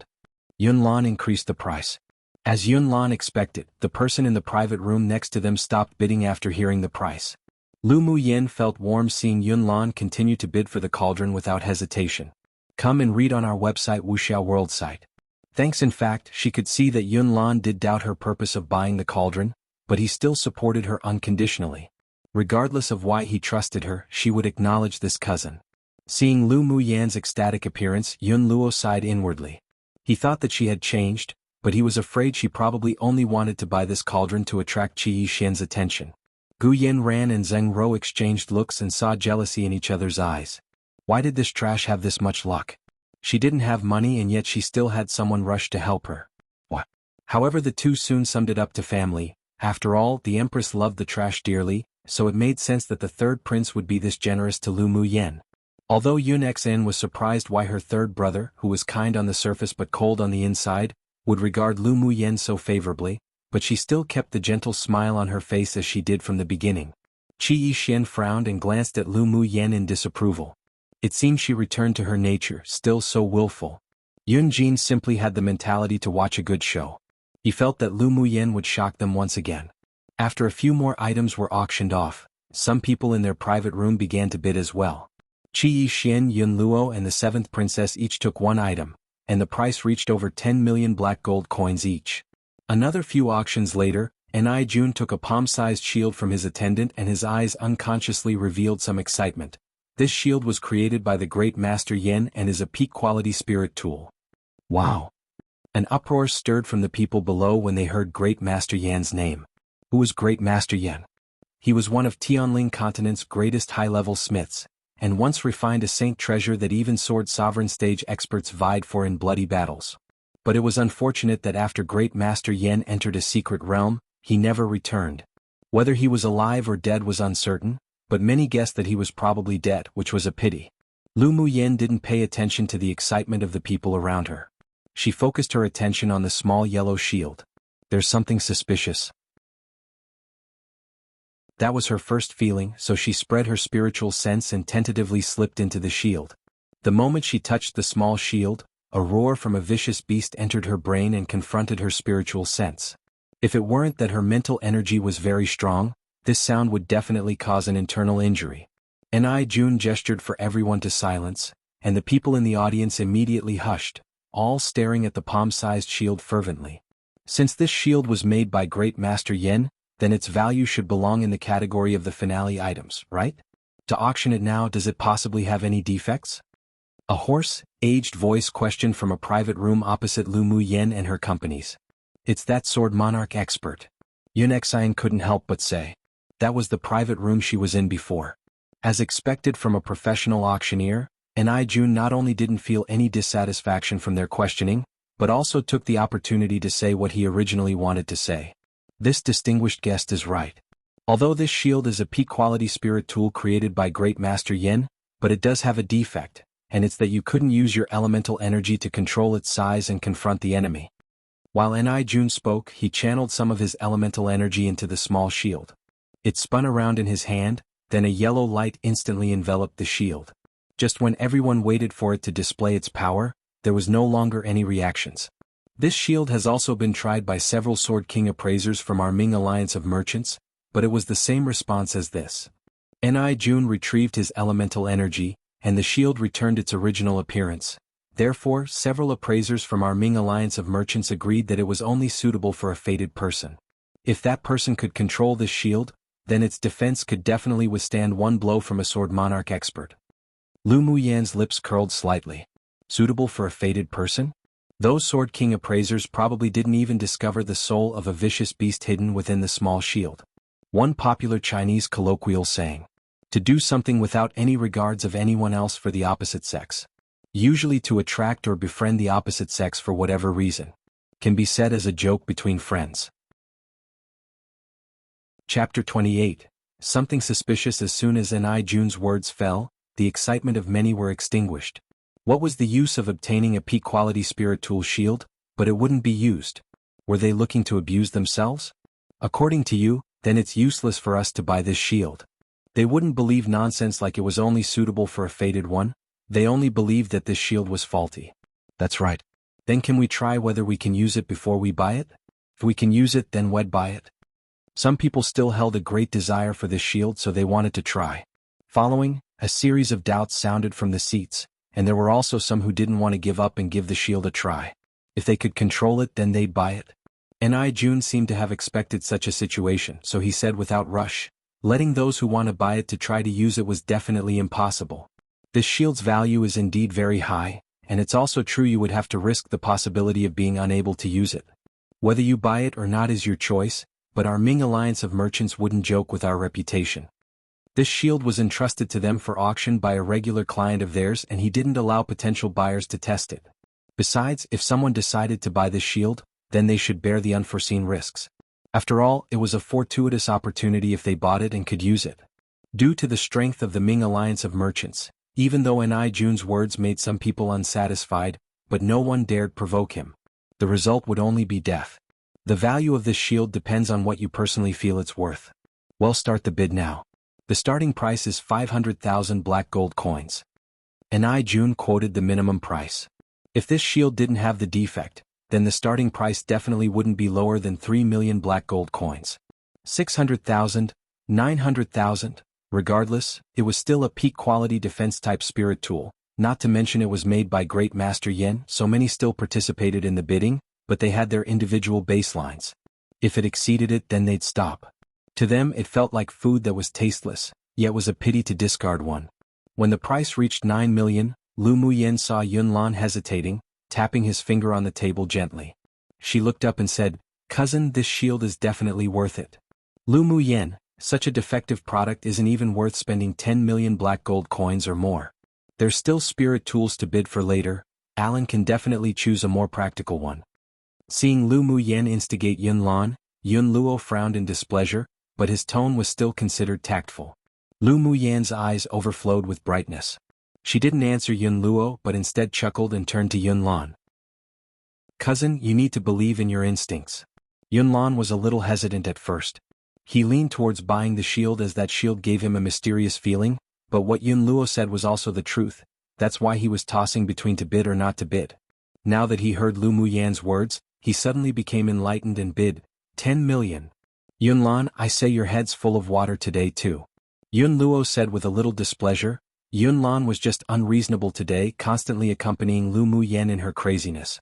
Yunlan smiled helplessly. He knew that his cousin was doing this for his own good. But he also didn't know why. When he saw Lu Muyen radiate such self-confidence, he also inexplicably wanted to believe in her. 12 million. A voice rang from another private room. 13 million. Yunlan followed. 14 million. The other party still didn't give up. 15 million. This was all the black gold coins Yunlan had on him today, but luckily the other party stopped after hearing the price. In the end, Yunlan won the bid for this shield for 15 million black gold coins. Qi Yixian and Xiao Ziyang both revealed a disapproval look, but since it was Yunlan's choice they didn't say anything. However, their understanding of Lu Muyen's willfulness increased another layer. Come and read on our website wuxialover site. Thanks. Yunjin had the opposite reaction to the others, however. He smiled merrily at Lu Muyen and asked, "There's something suspicious about this shield?" Smart. Lu Muyen was rather surprised. Yunjin actually believed her as well. She was in a good mood, which was rare, as she nodded. "What's suspicious about it? Let's hear it." Yunjin continued to ask. "You'll know in a bit." Lu Muyen was too lazy to explain. Besides, when the people from the Ming Alliance of merchants arrived with the shield, they'd know. The corner of Yunjin's lips twitched. But he realized he'd know the answer soon, so he didn't pursue it. Ridicule flashed in Gu Yanran's eyes as she took delight in her coming misfortune, as if she'd believed that there was anything suspicious about the shield. This was no doubt all a ruse to show something to Qi Yixian. It was just that this stupid woman didn't know that Yixian didn't like this sort of sloppy behavior. Zheng Rou snorted, but when she saw Yunlan cast a cold look at her, her smile quickly vanished and her hatred for Lu Muyen increased. Yun Luo and Xiao Ziyang glanced at each other. They didn't believe in Lu Muyen's words and only hoped Yunlan would learn his lesson after this and stop spoiling his trash cousin unscrupulously. Lu Muyen saw everyone's expressions but she didn't care. She only ever cared about people she valued and the rest were nothing to her. When she glanced over to Yunexin, she saw a gentle smile, a sliver of interest rose in her eyes. This woman's scheming sure was deep. She didn't display either happiness or anger. As expected from a princess raised by the Imperial family. After a while, a knock sounded on the door. The auction items of the Ming Alliance of Merchants were all inspected and paid for on-site with their crystal cards. One auction was divided into several rounds, and after one round the auctioneer will announce a break of a quarter of an hour, then after the transactions of the items, they'd continue the next round. The person who sent the shield over was shopkeeper Lu. Towards every superior in the imperial family of every country, the Ming Alliance of Merchants would all have secret ways of cooperation and contacts. Knowing Yunlan was Yenzhou country's emperor's favorite son, he naturally caught the attention of the person in charge of the alliance in Yenzhou country. Third Prince, this is the spirit tool you won, please inspect it. Shopkeeper Lu took the tray from an attendant behind him and handed it to Yunlan. Yunlan nodded with a smile. We've troubled shopkeeper Lu to come in person. When saying that, he reached out and took the palm-sized shield from the tray. After channeling some elemental energy into it, the shield's reaction was the same as the demonstration by an Ijun. Only a layer of light yellow light surrounded the shield and there was no other response. Upon seeing this, shopkeeper Lu smiled helplessly and reminded, the shield was identified as a P-quality spirit tool precisely because it couldn't be controlled. If the third prince could discover how to control it in private, then its level wouldn't simply be a spirit tool. These kinds of auction items were just like that. It depended on luck. If one couldn't find a way to control it, then it would just be a burden. But if one did find a way, then its value was definitely several times higher, perhaps dozens of times higher than the auction price. No worries. I can still bear this risk. Yunlan's expression remained unchanged. He always felt that this shield wasn't that simple. After the auction was over, he could carefully examine it.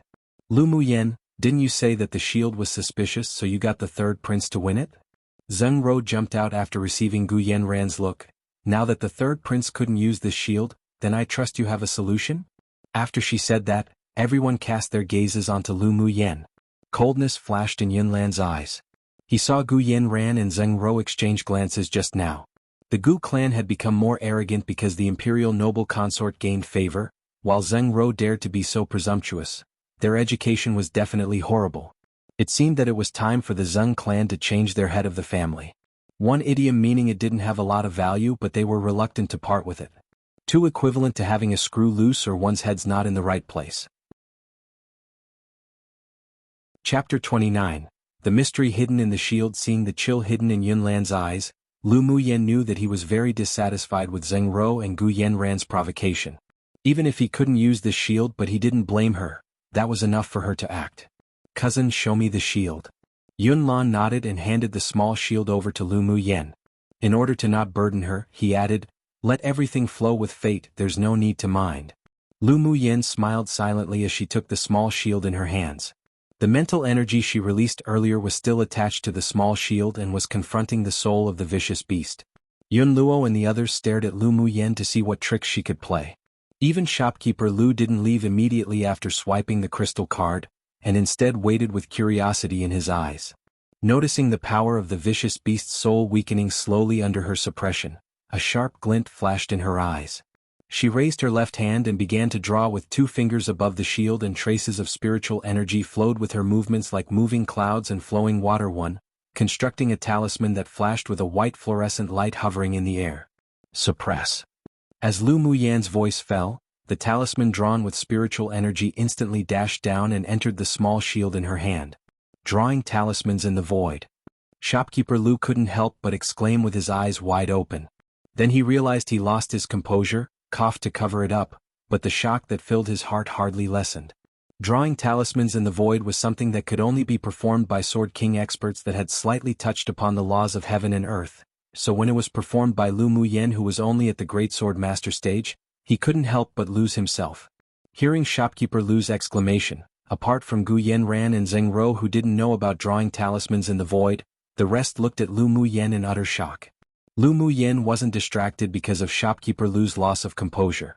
She continued to chant a few more sentences and characters that contained spiritual energy exited her mouth, but this no one saw. After a while, the small shield in her hand suddenly shone brightly, and then a dazzling yellow light burst out. When the blinding light dissipated, the small shield flew out of her hand and hovered in midair in the private room, then enlarged itself from the size of a palm, eventually stopping when it reached half the size of a person. "Cousin, try again." Lu Muyen waved, and the yellow shield obediently returned to her hand, returning to the size of her palm. Yunlan forced the shock in his eyes down and took the shield. Then he channeled some elemental energy into it and discovered that he could actually connect with the shield. His lips curled up, threw it up gently, and with a thought, the shield immediately flashed a layer of bright light and enlarged. "Spirit treasure!" Yun Luo exclaimed. Shopkeeper Lu looked at the shield that Yunlan controlled at will and narrowed his eyes, then laughed out loudly. "Congratulations to the third prince. This shield was previously identified as a peak-quality spirit tool, and if one could control it, then it could potentially increase a quality, but who knew that this shield would skip peerless quality and advance straight into a low-quality spirit treasure? Its value is 100 times your bid." It was indeed a bargain. Yunlan's face also showed a rare look of delight. He also didn't think that this small shield would be a spirit treasure. In the entire Yenzhou country, those who had spirit treasures could be counted on 10 fingers, and they were all high-stage experts. Why wouldn't he be happy to be fated to obtain something like this? Lu Muyen returned to her seat without any ripples in her eyes, as if this was a trivial matter and that she had long known this would be the result. When she released her mental energy to suppress the beast's soul earlier, she discovered that this shield was a spirit treasure. Magic tools were divided into spirit tools, spirit treasures, saint tool, saint treasure, deity tool and deity treasure. Each level was also divided into low quality, middle quality, high quality, peak quality and peerless quality. Come and read on our website wuxialover site. Thanks. When Yunlan saw Lu Muyen sitting calmly in her seat sipping her tea, he could only sigh. This cousin of his was more composed and graceful than any of the others present. He cast a grateful look and Lu Muyen returned it with a smile.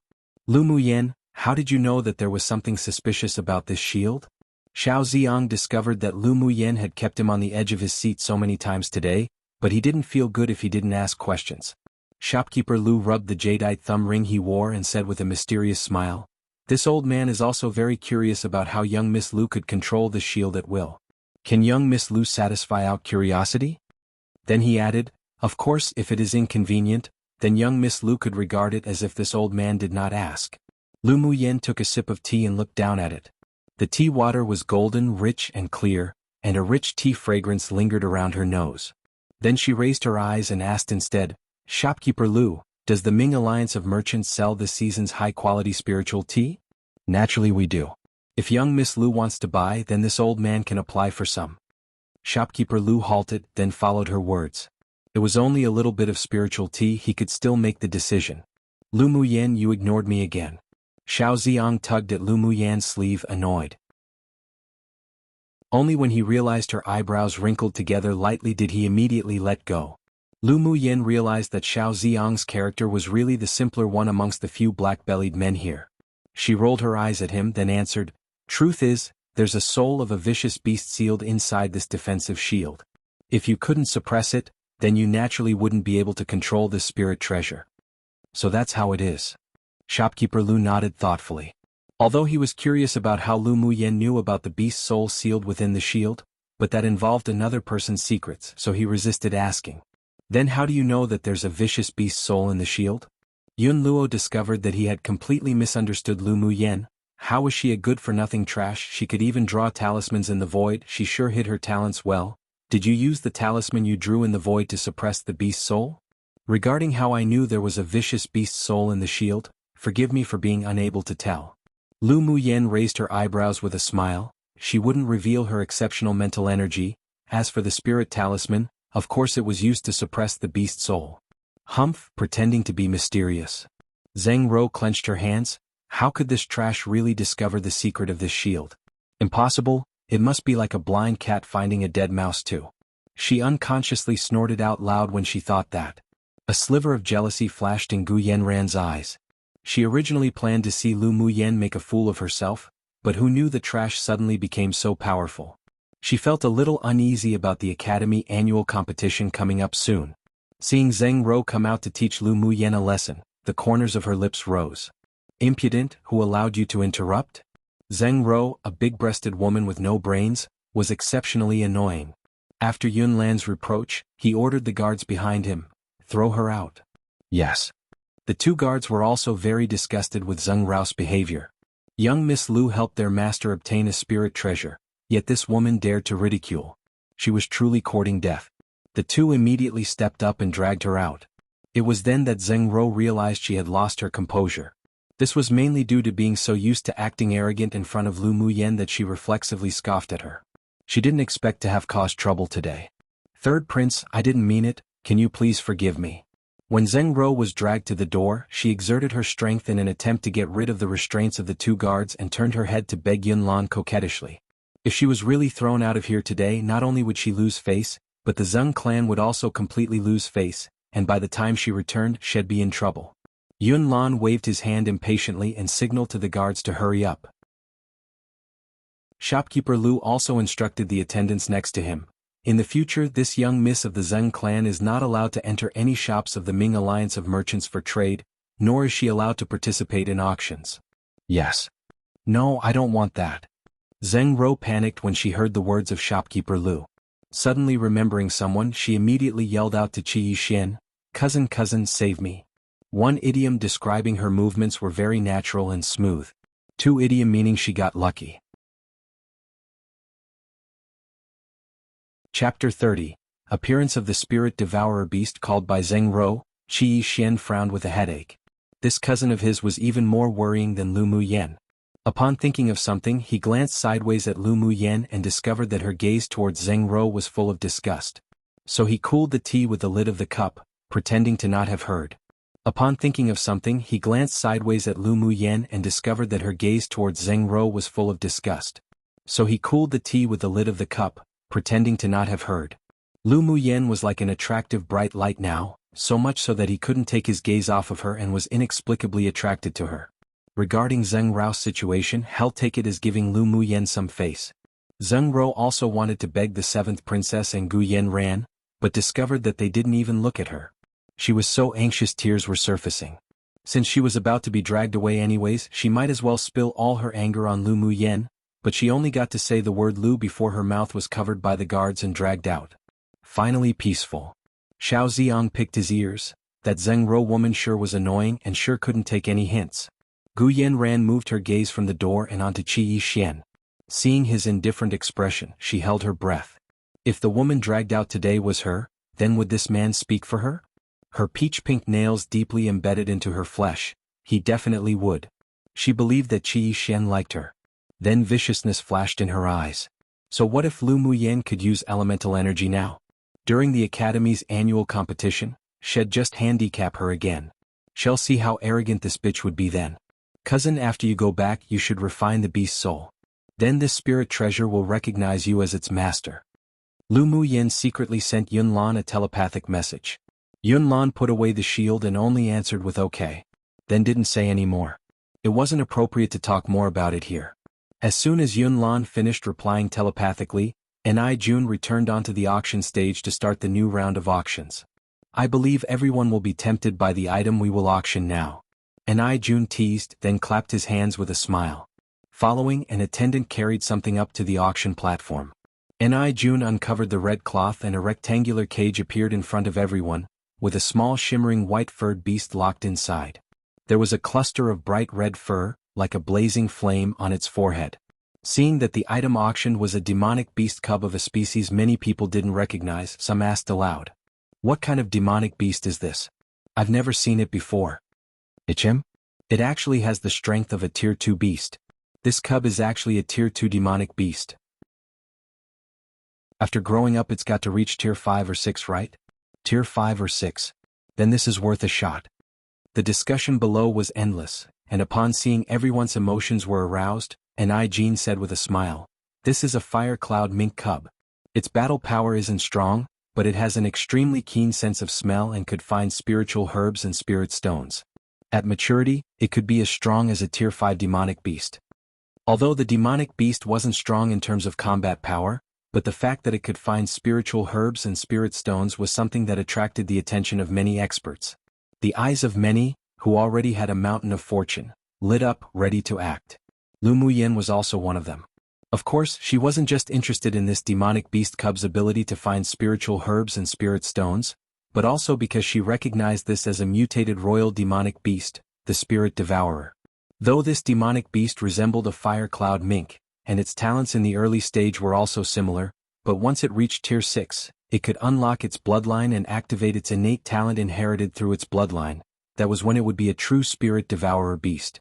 The spirit devourer beast was considered a king-class demonic beast that reigned over its own territory in the demonic realm back in her old world.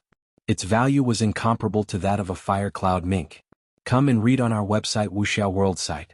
Thanks, however, judging from the current situation, the people present may not have recognized its true identity.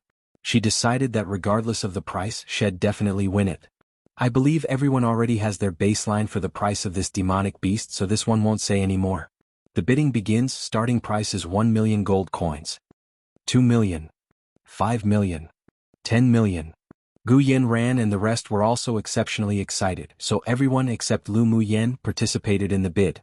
But after bidding a few times, their excitement was soon extinguished as the small beast was vied for so intensely by the people in nearby private rooms that its price rose to 28 million. 30 million. Lu Muyen's sudden announcement stunned everyone in the private room. Lu Muyen, you've gone crazy, right? Yunjin said, dumbfounded. That's 30 million black gold coins. Don't randomly make your bid. If you really end up winning but can't afford it, then the consequences will be very serious. It'd be considered light to have a broken leg or arm. The Ming Alliance of Merchants wouldn't let you go just because you're the young miss of the general's mansion. Muyen, be cautious. Even Yun Lan showed disapproval this time. Lu Muyen had no money at all on herself, and he didn't have much left on him either. There was no way they could pay for this demonic beast. If they randomly bid for it, they'd be punished by the Ming Alliance of Merchants. Qi Yixin frowned deeper, and he also couldn't help but reprimand, the Ming Alliance of Merchants isn't something we can provoke. Don't cause trouble. Yeah. I don't care about you competing against me for the cauldron, but if you raise the price recklessly, then the fury of the experts isn't something you can bear. Xiao Ziong also couldn't help but remind her. The person in the private room opposite them was a sword monarch expert. Yun Luo also added helplessly, even if your grandfather and father stepped up, they might not be able to help you. The seventh princess just glanced at Lu Muyen curiously without any indication of her stance. For some reason she felt that Lu Muyen didn't look like such an impulsive person. At this time the price was still rising, and hearing someone from the private room opposite them bid 35 million, several people in this private room sighed with relief. Only Gu Yanran hoped that Lu Muyen would continue, then be heavily punished by the Ming Alliance of Merchants. And Lu Muyen didn't disappoint her either, directly bidding 40 million. I'm serious, I'm not messing around and am not causing trouble. Since I dared to bid, then I'd naturally bear the consequences. Lu Muyen looked at the few people seriously. As for Gu Yanran watching her as if watching a joke, she completely ignored it. Seeing Lu Muyen's determination, Yun Lan and the others couldn't say any more. With Lu Muyen's previous performance, she didn't seem like she was being willful this time. 43 million. The private room next to them continued. 45 million. Lu Muyen chased. The person in the opposite room announced the high price of 50 million. Then the price reached 60 million announced by Lu Muyen. The audience was in an uproar. This figure wasn't something any ordinary person could pay. The person in the private room opposite them also stopped quoting, presumably due to the price reaching his limit. Although the fire cloud mink could search for spiritual herbs and spirit stones, but spiritual herbs and spirit stones developed in treacherous zones or relatively dangerous places, so if one wasn't powerful, then the talents of the fire cloud mink was just a burden. 60 million black gold coins already exceeded the price that many people could bear. The little friend opposite, this demonic beast is very important to this old man. Why don't you stop now? Take it as this old man owing you a personal favor. A hoarse, aged voice came from the opposite private room. It was an accident that he came to Yenzhou country to attend this auction, and as he was in a hurry, he only carried a little more than 60 million black gold coins. Chapter 31. Wish to auction the marrow cleansing pill. Upon hearing such a request from the sword monarch expert in the private room, Yun Lan's and the others' expressions changed.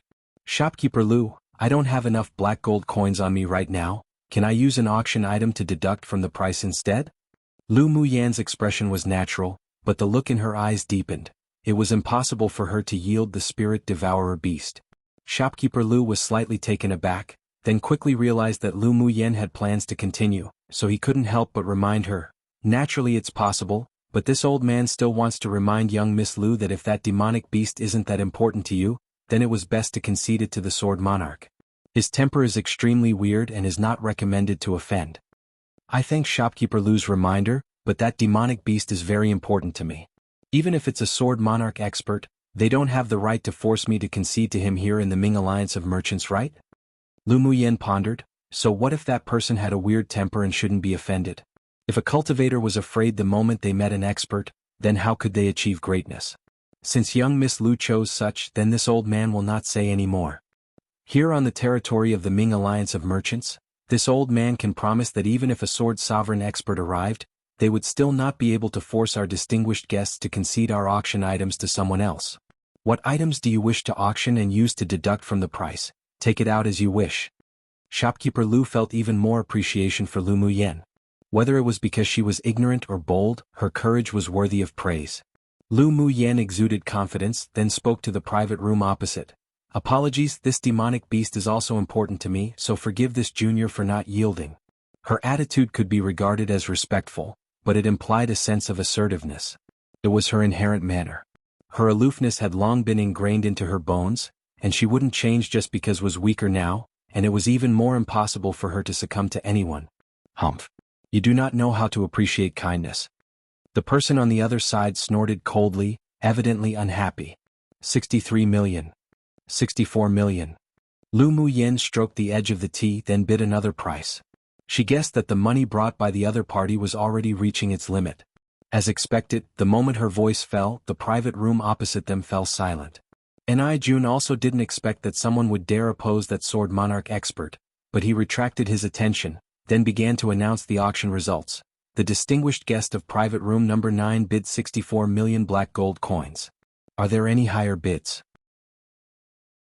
Seeing that no one bid anymore, he continued, "I'll count from 10. If there's no higher bid, then this fire cloud mink cub will belong to the distinguished guest of the private room number 9. 10, 9, 8, 7, 6, 5, 4, 3. When Jun arrived at 3, the innermost private room on the opposite side announced, 70 million. Gasp. Just when everyone thought that the person in private room number 9 would win, another bid came out. With the price so high, many people felt their flesh hurt. What a spendthrift. But many also held the mentality of wanting to watch a nice show as they waited for a response from private room number 9.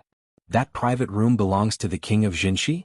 Yunlan's expression changed as he asked Yunjin beside him. Yunji also didn't expect that the king of Jinshi would suddenly interfere, frowned, and said, "Yeah, that's the private room of royal uncle." The king of Jinzi was the younger brother of the emperor from a different mother, and had the strength of a sword king. He held a third of the military power of Yanzhou country, was arrogant, overbearing, presumptuous and unrestrained. With him competing against Lu Muyen, the price could be doubled. Lu Muyen knew who the king of Jinshi was. The relationship between this king and her father had been rather strained. A few years back they even fought against each other regarding the Northwest War. Eventually the emperor sent the king of Jinshi to suppress a beast tide of foreign race initiated. But in only 1 year's time, the king of Jinshi was gradually retreating and the beast tide flooded several border cities. It was only because the emperor sent Lu Mou that they were able to turn the side, and in the end they were able to kill all the foreign races that invaded Yanzhou country. This, however, also made the king of Jinshi resentful, antagonizing the Lu clan everywhere, and was also very unwelcome of Yunlan, who was born to the empress. This time he probably knew that it was Yunlan's private room, so he deliberately wanted to compete for the fire cloud mink. 80 million. Lu Muyen remembered the king of Jinshi in her heart. However much more money he made her pay for the fire cloud mink, she would be sure to have him vomit out in the future, multiplied. 90 million. The king of Jinshi also directly raised the price by 10 million. Come and read on our website wuxialover site. Thanks. Lu Muyen narrowed her beautiful eyes and a trace of danger flashed in them. 100 million. Humph, don't announce such a high price and be unable to afford it later, it'd be embarrassing. The king of Jinshi snorted coldly. Lu Muyen said coldly, "There's no need to bother you with that." With the price of the demonic beast suddenly rising by more than 30 million, naturally the Ming Alliance of Merchants was the happiest. Jun smiled and asked the same question again to the rest, and when he counted to 1 and there was no increase in price, he announced the ownership of the Fire Cloud Mink. Meanwhile, everyone in the private room cast their gazes to Lu Muyen, wanting to see what she would sell to gather 100 million black gold coins. There was concern in Yunlan's eyes, thinking that if it didn't work, then he could only use the one credit opportunity that the Ming Alliance of Merchants gave to the Imperial family and collect the money after the auction. He sure didn't know what medicine his cousin sold in her gourd too. Gu Yanran couldn't help but display a look of gloating. This trash Lu Muyen was indeed a troublemaker. In one auction, not only did she offend a sword monarch expert, but also the whimsical king of Jinshi. Shall see what this little trash could take out to exchange for the Fire Cloud Mink. If she couldn't take out the money, then the Ming Alliance of Merchants definitely wouldn't let her go easily. I have 15 million here. Yun Jin put away the playful smile he had and looked at Lu Muyen. His intentions were clear, all the black gold coins he had would be given to her. Regardless of why this woman bid for it, but if she couldn't take out the money, then she would definitely be punished by the Ming Alliance of Merchants. On one hand, Lu Muyen was Yunlan's cousin, and on the other hand he also had a lot of interest in her, so he couldn't just sit by and do nothing. I'll accept your thoughts. Lu Muyen looked at Yun Jin in surprise, then her lips curled up. As expected, one could only tell one's coldness or warmth when experiencing adversity together. Yun Lan didn't have any more black gold coins, so his gaze swept to Yun Luo and Xiao Ziyang. The two tacitly moved their gazes away. They want pay for Lu Muyen's willfulness. They reminded her already when she was bidding. Seeing Yun Lan turn to her, Yun Xen smiled gentle and shook her head, indicating that she didn't have many black gold coins with her. She felt a little complicated towards Lu Muyen. Before, when Lu Muyen was a trash, she didn't mind, but after she saw a different Lu Muyen today, it gave her a sense of crisis. She felt that, in the future, the limelight in the Imperial Academy might be snatched by Lu Muyen, and a sense of unpleasantness rose in her heart. Qi Yixin had more than 10 million black gold coins on him, but he didn't say anything. It wasn't that he was reluctant, but he purely felt that Lu Muyen's temperament was too arrogant and willful, so it was good to teach her a lesson. It could avoid her causing even more trouble when going out next time, as well as avoid her humiliating him in the future. Lu Muyen paid attention to the reaction of everyone present, then sneered inwardly. She looked up to see shopkeeper Lu looking at her with a smile on his face, yet not quite a true smile. She didn't say much and handed a porcelain bottle directly to him. "Shopkeeper Lu, how much do you think this pill is worth?" Shopkeeper Lu took the porcelain bottle curiously, opened the cap, then a light, gentle pill fragrance spread from the bottle. His entire body relaxed with its smell alone. He took out a white porcelain bowl that he specifically used to place pills from his interspatial ring and tipped the pill onto it. He lowered his head to take a careful look, then asked, "I smell that the pill is a grade 2 high-quality pill, but I can't tell what kind of pill it is. I ask young Miss Lu to tell." "This pill is called the marrow cleansing pill, and its effect is just as its name. It can wash the marrow and cleanse the body, change one's constitution and expand the meridians. Although it's grade 2, it has the effect of a grade 3 pill." Lu Muyen explained indifferently. "What? There's such an effect?" Shopkeeper Lu appeared shocked and was even more astonished inside. This sort of pill had never been heard before. He carefully put the pill back into the porcelain bottle. "This old man is unable to appraise this pill. I must ask a high-level appraiser of the Ming Alliance of Merchants to take a look in order to judge its value. Young Miss Lu, what do you think?" "Shopkeeper Lu can do as you please." Lu Muyen played with the teacup, looking indifferent. "Then please wait a moment, young Miss Lu." Shopkeeper Lu nodded with a smile, then hurriedly left the private room with the porcelain bottle, evidently very anxious. While the others in the private room looked at Lu Muyen with incredulity. Marrow cleansing pill? Why hadn't they ever heard of such a pill? But if it truly had the effect it said, then that pill's value would be immeasurable, and its efficacy would simply be heaven-defying. Them using that absurd amount of money makes them feel as pained as their meat being cut. 2 didn't know what secrets she had as she was so mysterious about it. 3 could tell a person's true character in times of adversity.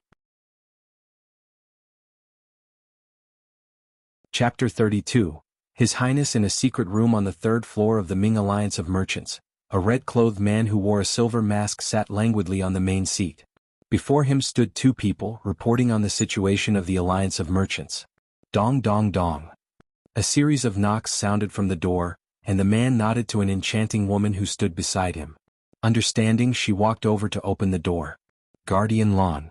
Shopkeeper Lu addressed respectfully. The woman glanced at him coolly, then returned to stand behind the man. "Your Highness." Shopkeeper Lu entered the secret room and discovered that there weren't just the two elders sitting inside, but even their highness was present, so he immediately bent down and greeted respectfully. Ming Xiu said lazily, "What matter is so urgent?" Just now, a distinguished guest from private room number 9 took out a pill to ask our alliance of merchants to auction. However, this subordinate had never seen such a pill, and could only determine that it was a grade 2 pill. Then he held out the white porcelain bottle in his hands. The distinguished guest said that this pill is called the marrow cleansing pill. Even though it's only a grade 2 pill, but its effect is not lower than the average grade 3 pill. Marrow cleansing pill. Ming Xiu murmured softly. Yes. The distinguished guest said that the marrow cleansing pill can wash the marrow and cleanse the body, change one's constitution and expand the meridians. Shopkeeper Lu repeated Lu Muyan's words. Let me see. Ming Xiu stretched out his hand. Upon seeing this, Shopkeeper Lu handed the porcelain bottle over quickly. Ming Xiu opened the cap, and a familiar pill scent filled his nose.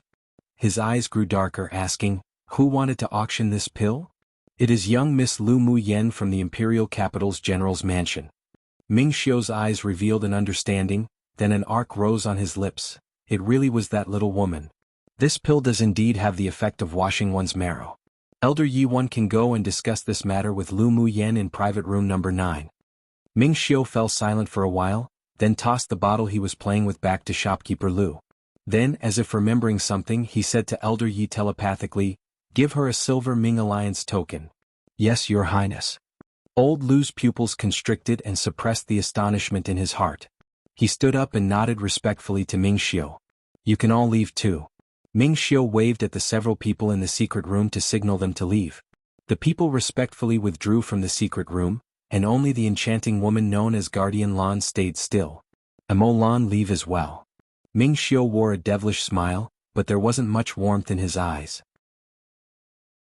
Emo Lan bit her lower lip lightly, and her pretty face revealed slight seductiveness before she stepped forward gracefully and bowed. "Yes." Then she took a long look at Ming Xiu and left the secret room. After leaving the secret room, she concealed the seductiveness she displayed, and there was a chill in her enchanting temperament. Her seductiveness and tenderness would only be left for her master. Even if her master wasn't interested in her right now, but she believed that one day her master would definitely see her charms and fall for her. Come and read on our website wuxialover site. Thanks. The thick powdery smell that lingered around his nose gradually dispersed after Emolan left, and only then did Ming Xiu's furrowed brows relax. He didn't like to be close to others, but he discovered that the natural soothing medicinal fragrance that the little woman exuded made him feel rather comfortable. Not long after, a series of knocks sounded on the door of private room number 9. Shopkeeper Lu walked in respectfully, bringing with him a sturdy old man with a head of silver, then introduced to the several people. "This person is the person in charge of the auction of our Ming Alliance of merchants here at Yenzhou Country, Elder Yi." Elder Yi. Lu Muyan and company stood up in the private room and addressed. This old man exuded the aura of a sword king, so even Yun Lan and the other imperial children didn't dare underestimate him and was very respectful. "No need to be so polite, you can all sit." Elder Yi nodded with a gentle smile on his face, but the faint pressure he emanated still made people afraid to be presumptuous. After they sat down, Elder Yi looked at Lu Muyan and asked with a smile, "So it's you that used 100 million ink gold coins to buy the fire cloud mink, and now wants to auction the marrow cleansing pill?" "Elder Yi, it is indeed this junior." Lu Muyan's expression didn't change, keeping her faint smile, and her eyes revealed only calmness. There wasn't a bit of the low profile that one would present in front of a high-level expert, but neither was she arrogant either. It was all natural. Elder Yi cast his gaze on Lu Muyan, and seeing that her expression was calm, neither humble nor haughty, a faint admiration flashed through the depth of his eyes. "I've taken a look at this pill. How good is its effect in washing the marrow? Is it suitable for anyone?" Elder Yi's face was expectant. "This marrow cleansing pill can wash the marrow and cleanse the body as well as broaden the meridians. It's effective for people below Sword Monarch, but it does vary from person to person in terms of expanding their meridians. For some people, their meridians may only double in size, while for others they may only increase by a tenth of its original size. It's most effective for those ages 10 to 30 when taking, but not anyone could take it either, as one must be above sword apprentice at least." Lu Muyan explained without concealing anything. "It actually has such effects." Elder Yi's eyes were also burning with desire. He was a sword king right now, so according to Lu Muyan, this was also effective for him. But then a thought came to him, although you say this, but no one has taken this marrow cleansing pill after all, so we can't judge its effects accurately. Lu Muyen nodded with a smile. Naturally. But when you auction it, you can add 1 point. Just say that the trash young Miss Lu Muyen, of the Imperial capital's general's mansion, who was born with the terminal meridian's constitution, after taking this marrow cleansing pill, not only eradicated and improved her constitution, but also advanced from an initial phase sword apprentice to an initial phase great sword master. To think this pill is this miraculous. This old man was just wondering how young Miss Lu advanced to the great sword master cultivation base. It turns out that you eradicated the terminal meridian's constitution after taking the marrow cleansing pill. Elder Yi had suspected that Lu Muyen had improved her constitution due to the marrow cleansing pill, allowing her to absorb spiritual force and use elemental energy. But after hearing her say it so nonchalantly, he was still astonished. He smiled even more amicably and asked, I wonder if after young Miss Lu took this marrow cleansing pill and improved and eradicated your terminal meridian's constitution, your meridians have also widened? Of course. The meridians in my body have probably more than doubled. Lu Muyen didn't conceal it. The better the effects of the marrow cleansing pill, the more conducive to the soaring of the auction price. Hearing these words, even the calm expression that Elder Yi deliberately presented cracked. It was far too alluring to him. He fell silent for a moment, then asked, Young Miss Lu, could you allow this old man to check your meridians? After confirming that there is one true instance of this marrow cleansing pill working, then its auction price will be even higher. If her meridians really did more than double, then that meant the speed of absorbing the spiritual force of heaven and earth would also be more than doubled. This sort of pill with heaven-defying effects would even make him scramble to it. Sure. Lu Muyen nodded in agreement. Her mental energy was stronger than Elder Yi, so she wasn't afraid that he'd do anything to her secretly. Elder Yi stretched out his hand to probe Lu Muyen's veins, then swept it with his mental energy. The expression on his face was solemn, then he couldn't help but display excitement. He let go of Lu Muyen's hand and sighed with emotion. Young Miss Lu, this grade 2 pill is indeed comparable to a grade 3 pill. Hearing what Elder Yi said, the expressions of the people in the private room changed. After Lu Muyen took this marrow cleansing pill, not only did she eradicate her terminal meridian's constitution, but also enlarged her meridians by more than double. Who wouldn't be tempted by such a pill? One different Yi. This one is, Yi Qinghan's clan is. Those same tone.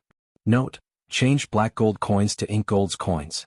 Just because I suddenly felt it sounded better and was a more accurate in translation. Changed it in all previous chapters too. Table of contents with Elder Yes affirmation. The eyes of the people in the private room changed when looking at Lu Muyen. Even those that followed Elder Yi into the room stared with a fierce desire at the white porcelain bottle he was holding. Elder Yi thought a bit, then asked Lu Muyen with a smile, what starting price does young Miss Lu plan to set for this pill? I don't really understand these things, but I believe the Ming Alliance of Merchants will help me sell this at a good price. So I ask of Elder Yi to also set the starting price. Lu Muyen displayed a gentle smile. She showed a lot of trust towards the Ming Alliance of Merchants. Elder Yi nodded and smiled, saying, since that is the case, then this old man will set the price for young Miss Lu. Then ill trouble Elder Yi. Lu Muyen replied politely. Elder Yi nodded with a smile, thought a little, then couldn't help but ask, young Miss Lu, do you still have more marrow cleansing pills? He originally wanted to ask how Lu Muyen obtained this marrow cleansing pill. Was it because she met a powerful alchemist? But he held back. After all, the majority of alchemists had weird temperaments and didn't like other people inquiring about them. She could only do his best to befriend Lu Muyen for now. The others also stared at Lu Muyen with scorching gazes. I also obtained this marrow cleansing pill by accident, and while I do indeed have 2 more on me, I don't plan on selling them. Lu Muyen refused with a smile. Things that were rare were more expensive. She didn't want to suddenly take out so many at once, and as Yi Qinghan reminded, it wasn't suitable for her to reveal her identity as an alchemist. Right now, her main task was to increase her strength as soon as possible. Then that truly is a pity. Old Lu revealed some disappointment, but he quickly recovered his composure, smiled and said, if young Miss Lu has other good pills or items you would like to sell in the future, then you can come to our Ming Alliance of Merchants. I promise you a satisfactory price. After speaking, Elder Yi took out a silver token the size of a palm with the word Ming on it, then handed it to Lu Muyen, This is a token that is only given to the top distinguished guests of our Ming Alliance of Merchants. Now, this old man will make an exception and gift one to young Miss Lu. Seeing Elder Yi take out a silver token and hand it to Lu Muyen, everyone's expressions changed. To think the moment the Ming Alliance of Merchants gifted something, they gift something that was a representation of power, the silver token that was only given to those who had the strength of a sword monarch and above, all this because Lu Muyen wanted to auction the marrow cleansing pill? This was too exaggerated. Lu Muyen's luck was so good that it made people jealous, envy and hateful one. But even if some of them had their doubts about this, the Ming Alliance of Merchants had always been domineering, so no one dared to question or object to the decisions they made. Gu Yanran was in an exceptionally bad mood. Even when her nails embedded into her flesh, she didn't feel the pain, and she tried hard to cover up the jealousy in her eyes. She didn't expect that Lu Muyen not only turned the tables, experienced such a fortuitous opportunity in obtaining the marrow cleansing pill that eradicated her terminal meridian's constitution, became an initial phase great swordmaster, but was now also so highly regarded by the Ming Alliance of Merchants. What sort of dog-crap luck too did she step on? Lu Muyen took the token and felt that there was a small array hidden inside the silver token. An understanding crossed her eyes. The Ming Alliance of Merchants' strength was certainly powerful. Thank you, Elder Yi. I, Lu Muyen, will remember this personal favor. Lu Muyen put the token into her interspatial ring and accepted Elder Yi's display of friendliness. The affection in Elder Yi's eyes thickened. Though this little girl was rather young, but she was very clever and quick-witted. As expected from a child educated by a distinguished clan. The previous rumors were probably all exaggerated and false. If such a quick-witted and intelligent woman was considered trash, then who knew how many trashes there were in this world? Come and read on our website wuxialover site. Thanks. When you return home, drip a drop of blood on your token and it will recognize you as its master. Even if other people obtain this token, it'd be useless. Elder Yi reminded again, young Miss Lu must keep it safe. This token's usage isn't just limited to auctions. But it is inconvenient for this old man to say any more. You will know once you experience it in the future. Lu Muyen nodded. She understood what Elder Yi meant. If there came a day where she had the strength to truly utilize the silver token, then naturally she'd know its secrets. If she couldn't meet the requirements to use it, then she would also lose the qualification to use this token. Elder Yi's eyes inadvertently revealed slight admiration. If anyone else obtained their special guest Ming Alliance token from the Ming Alliance of Merchants, then they'd probably already display excitement and joy on their face. But this teenager girl was able to remain this calm and composed, maintaining an indifferent attitude from beginning to end, and without any arrogance or rashness. If she could retain this state of mind, then her future could not be assessed. Yes, I understand. Lu Muyen appreciated Elder Yi. Then this old man will go order the auctioning of this marrow cleansing pill. And this fire cloud mink was bought by you. Afterwards, the Alliance of Merchants will deduct the ink gold coins from the auction of the pill, and the rest of the ink gold coins will be settled together. Elder Yi motioned to the attendant who was carrying a cage behind him to put the fire cloud mink down. It could be regarded that he was selling Lu Muyen some face. The moment the marrow cleansing pill was auctioned, then it would definitely attract the attention of Yanzhou country, and even the entire land's interest. Its price would be far more valuable than the fire cloud mink. Okay. Then I will trouble Elder Yi. Lu Muyen didn't feign modesty either. This was all because these people didn't know the actual value of a spirit devourer. If they knew, numerous high-level experts would come contend for it. After Elder Yi took his people and left, everyone's eyes were focused on Lu Muyen, with a burning desire, particularly Xiao Ziyang. He was an alchemist to begin with and loved alchemy. He was about to stare a hole through Lu Muyen right now.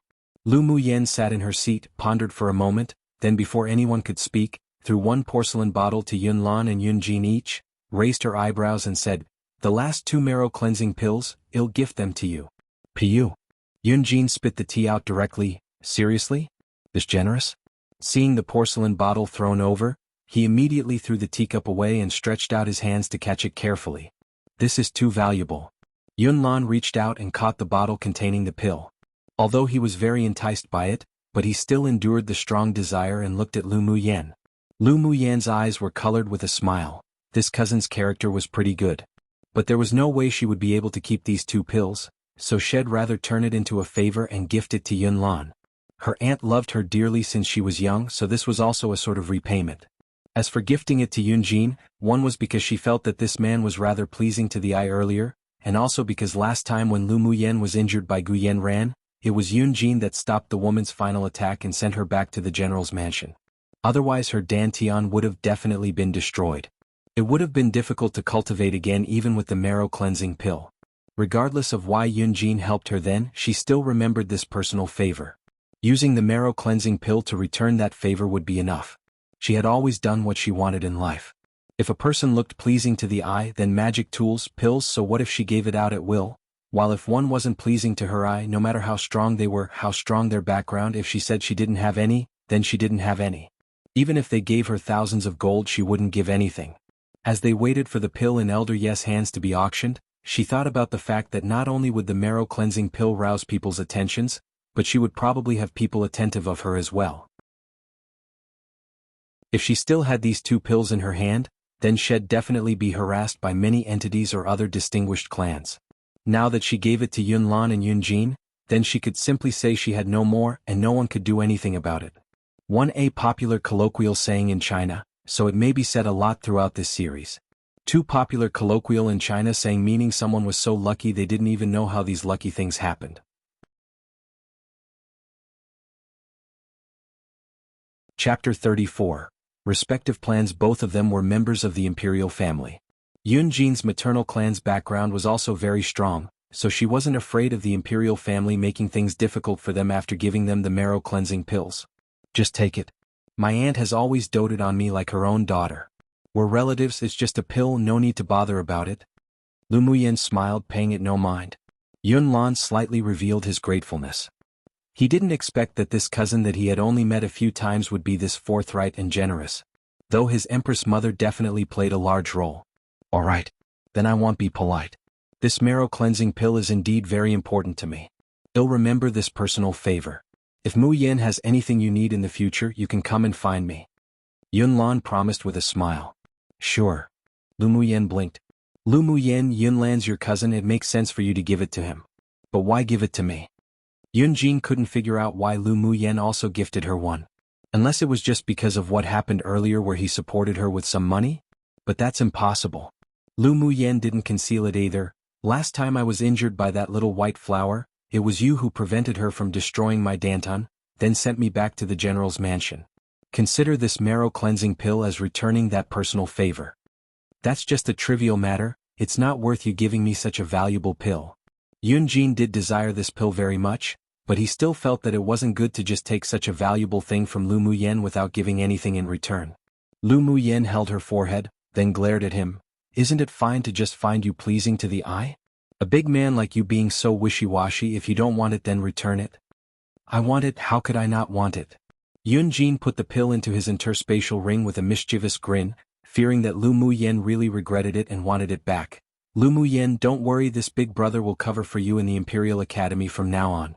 If anyone bullies you again, I'll break her leg. Yunjin glanced indicatively at Gu Yanran. He never liked this scheming woman. Lu Muyen rolled her eyes at him. No need, I'll clean up those random cats and dogs. Hearing the unscrupulous words between the two, Gu Yanran's face paled and hatred rose in her heart, but her expression was aggrieved. Her white teeth bit her lower lip as if she wanted to cry yet was holding it back. It was just like a delicate flower that was being ravaged by the wind. But it was a pity that Qi Yishen's thoughts weren't on her at all, and the others were even more uninterested in her. Her behavior was completely ignored. She took a deep breath and suppressed the urge to burst out immediately. Her nails were deeply embedded in her palm.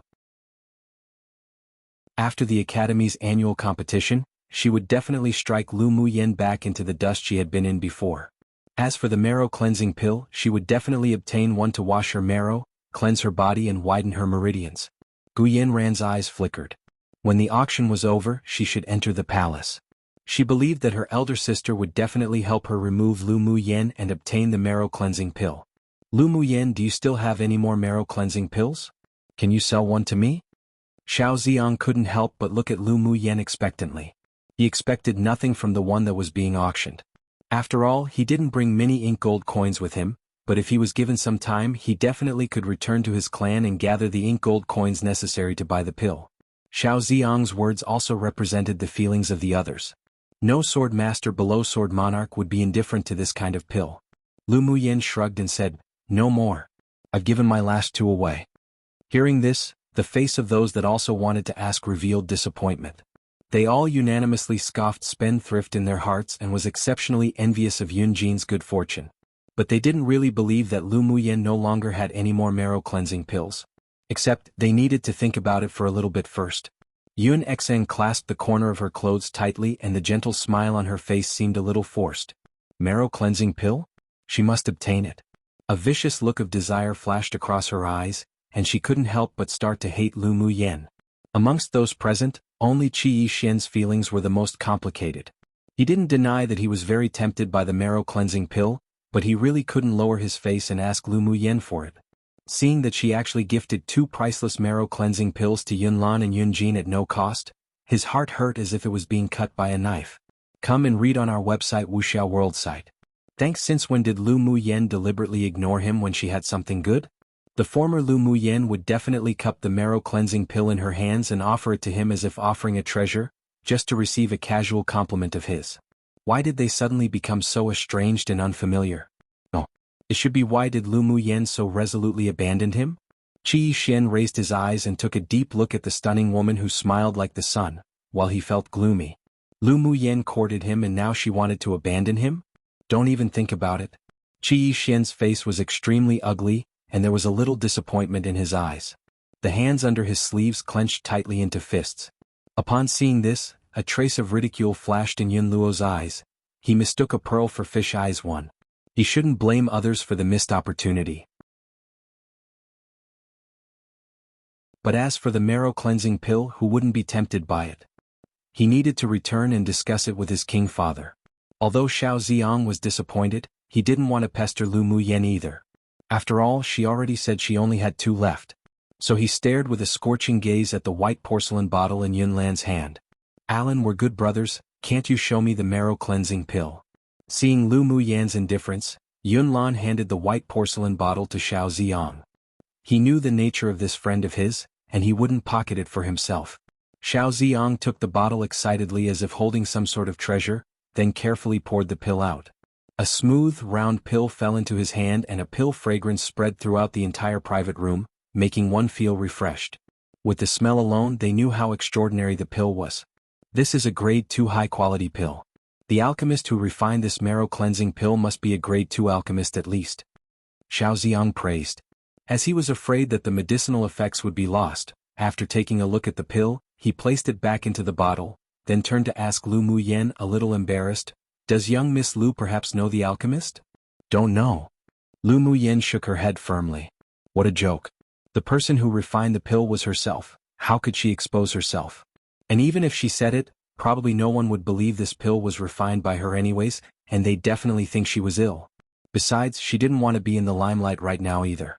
If people knew that she could refine a grade 2 pill, her and her family's peaceful life would definitely be disturbed. At the very least, now wasn't the time to expose herself. Then that's a real pity. Xiao Ziyang was disappointed again. He loved alchemy and held a very respectful attitude towards high-level alchemists. He didn't even need to guess to know that the alchemist who could refine such a heaven-defying pill was definitely a highly talented genius. It was a shame he couldn't meet that person just once. Lu Muyen didn't care what others thought. She opened the cage on the ground and took out the palm-sized beast that had its eyes closed and scratched its head. The little beast was initially still struggling, but as soon as Lu Muyen held it, it smelt the faint fragrance of medicine on her body, and also felt a very gentle spiritual energy exuding from her. It couldn't help but snuggle up closer against Lu Muyen.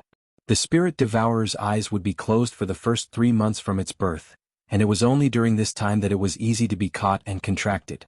It was practically impossible to tame it after it opened its eyes and developed higher intelligence.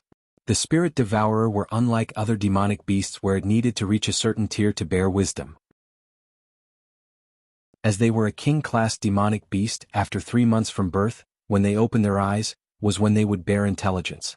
Their cultivation speed would also increase day by day. This fire cloud mink is rather affectionate towards you. It seems that you two are destined. Yunlan put the pill away and said as he smiled at Lu Muyen.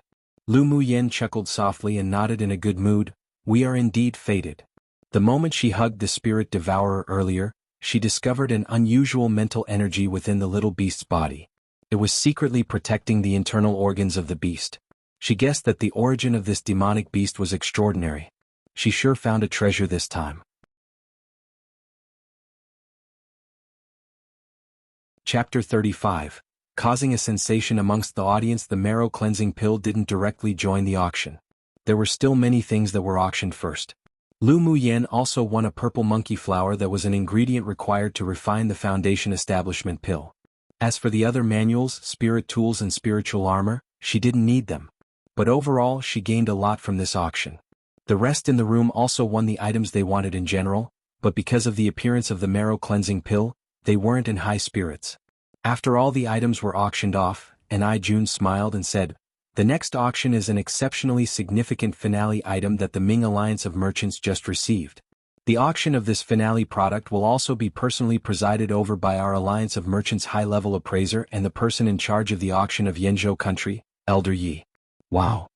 Hearing Jun's words, the people below erupted. What sort of significant finale item could personally bother Elder Yi? He wasn't just a Sword King expert, but also a middle-level smith. It was rare to see him come out and preside over an auction. However, it was because of the significance the Ming Alliance of Merchants placed on this that the distinguished guests were ready to make their moves. They were looking forward to this significant finale item. Hearing the excited chatter of the people below, Jun naturally stood to the side. Elder Yi walked up onto the auction stage, and behind him was a beautiful woman holding a tray with a white porcelain bottle on it. Seeing that the auction item was a white porcelain bottle, fierce flames of desire rose in their eyes. This sort of bottle usually contained pills. Alchemists on Tianling continent were scarce, and pills were even scarcer. It was already rare that a grade 1 pill could find its way to the public. This pill must be extraordinary for a Sword King expert to personally come to preside over the auction of it, so everyone was exceptionally expectant and excited. Even those within the private rooms were on the edges of their seats, looking forward to it. Elder Yi coughed gently, and the audience immediately silences. With a gentle smile on his face that made him appear like a spring breeze, he said, "This finale item is personally appraised by this old man, and so it will also be auctioned off by this old man. I believe it will not disappoint everyone." Seeing countless eyes staring at him fervently, Elder Yi smiled in satisfaction and continued, "This time, the finale auction item of our Ming Alliance of Merchants is precisely this grade 2 pill on this tray, called marrow cleansing pill. I believe no one has heard of this marrow cleansing pill before, but its effects are heaven-defying. Although it's a grade 2 pill, it's comparable to a grade 3 pill, and perhaps even more precious than a grade 3 pill." Elder Yi paused, then added. A commotion rose from below. They didn't expect that the item being auctioned was a grade 2 pill that was comparable to a grade 3 pill, and the name alone made people expectant. "Elder Yi, quickly tell us the marrow cleansing pill's effects." Finally, someone who couldn't wait shouted excitedly from below, and he also spoke what everyone was thinking. Elder Yi laughed loudly. "This marrow cleansing pill can wash the marrow and cleanse the body, expand the meridians and change one's constitution. It's effective to those below Sword Monarch stage and has no side effects. Even this old man can't help but be tempted, so this old man will also join in on the bidding later." Wow! There was another uproar below. Everyone was stunned, then a frenzied look appeared. This pill actually had such heaven-defying effects. "Elder Yi, we've never heard of this pill before, does it really have such an effect?" A doubtful voice sounded from one of the private rooms. Knowing the status of the people in the private rooms were extraordinary, Elder Yi's attitude was rather gentle as he nodded. "Indeed it does have such effects. Everyone must know that the young lady of the Imperial capital's general's mansion's Lu clan has the terminal meridian's constitution, right?" "Of course we know. Young Miss Trash from the general's mansion, she's so famous, who doesn't know?" A young male's voice sounded from the private room of the king of Jinshi that carried ridicule but wasn't the king himself. Elder Yi quickly concealed the unhappiness in his eyes, smiled and said, "Young Miss Lu took a marrow cleansing pill recently, and not only did she eradicate her terminal meridian's constitution, but she also advanced directly from an initial phase sword apprentice to an initial phase great sword master. I'm sure everyone here knows that it's impossible for a person with the terminal meridian's constitution to cultivate to a cultivation base above sword apprentice. It was a condition even high-level physicians couldn't cure, but the marrow cleansing pill has accomplished it." Seeing the people below show incomparably shocked expressions, Elder Yi threw out even more shocking news. "There's also a very important point, and that is, after young Miss Lu consumed the marrow cleansing pill, other than eradicating her terminal meridian's constitution and unblocking her meridians, she also more than doubled the width of her meridians. This was also what this old man personally confirmed just now. The meridians in her body are indeed more than twice the width of ordinary people. So what did this mean? This meant that after taking the marrow cleansing pill and improving your constitution, the speed of absorbing the spiritual force of heaven and earth would also be much faster than others. This is definitely something you could ask to meet but not ask to obtain one. I won't need to say much more as I'm sure everyone knows its value now. Come and read on our website wuxialover site. Thanks, the news provided by Elder Yi completely stunned the audience, and even the experts in the private rooms displayed a burning desire, wanting to put this marrow cleansing pill away into their own pockets. After Elder Yi introduced the effects of the marrow cleansing pill, he handed the auction back over to Ni Jun and sat down in the audience to participate in the bidding. Ni Jun was also tempted, but he didn't have the strength and financial resources, so he could only adjust his mentality, put on a smile, and start the auction according to Elder Yi's instructions. The Ming Alliance of Merchants didn't stipulate that their members couldn't participate in the auction. On the contrary, if a member did participate, then during the transaction, they could enjoy a 2% discount. This was also a benefit for the members of the Alliance of Merchants. There were countless swordmasters that wanted to join the Ming Alliance of Merchants, but those that were successful were as rare as phoenix feathers and qilin horns too. One needed both good resources and naturally the ability. I believe that what Elder Yi said is very clear, and everyone must understand the value of this marrow cleansing pill. I won't say much more now. Let the bidding begin. The starting price is 10 million ink gold coins. As soon as Ni Jun's voice fell, the bidding started one after another. 20 million, 30 million, 50 million, 80 million. The price continued to climb, and when it was near the end, Elder Yi also bid 100 million. But the price of 100 million didn't stop the enthusiasm of those participating, as the price was still rising wildly. 110 million, 120 million, 200 million. The price of 200 million exploded from a private room.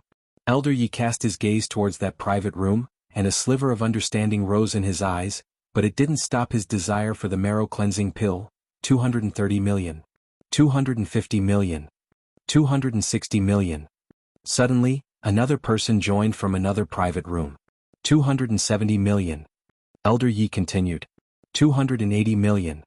There was slight rage in this voice, probably because it had reached their baseline. The person in the other room fell silent, then continued. 290 million. 300 million. Elder Yi's face changed slightly, but his tone was still relaxed. He had gained a lot of savings since joining the Ming Alliance of Merchants over the years, so it was fine.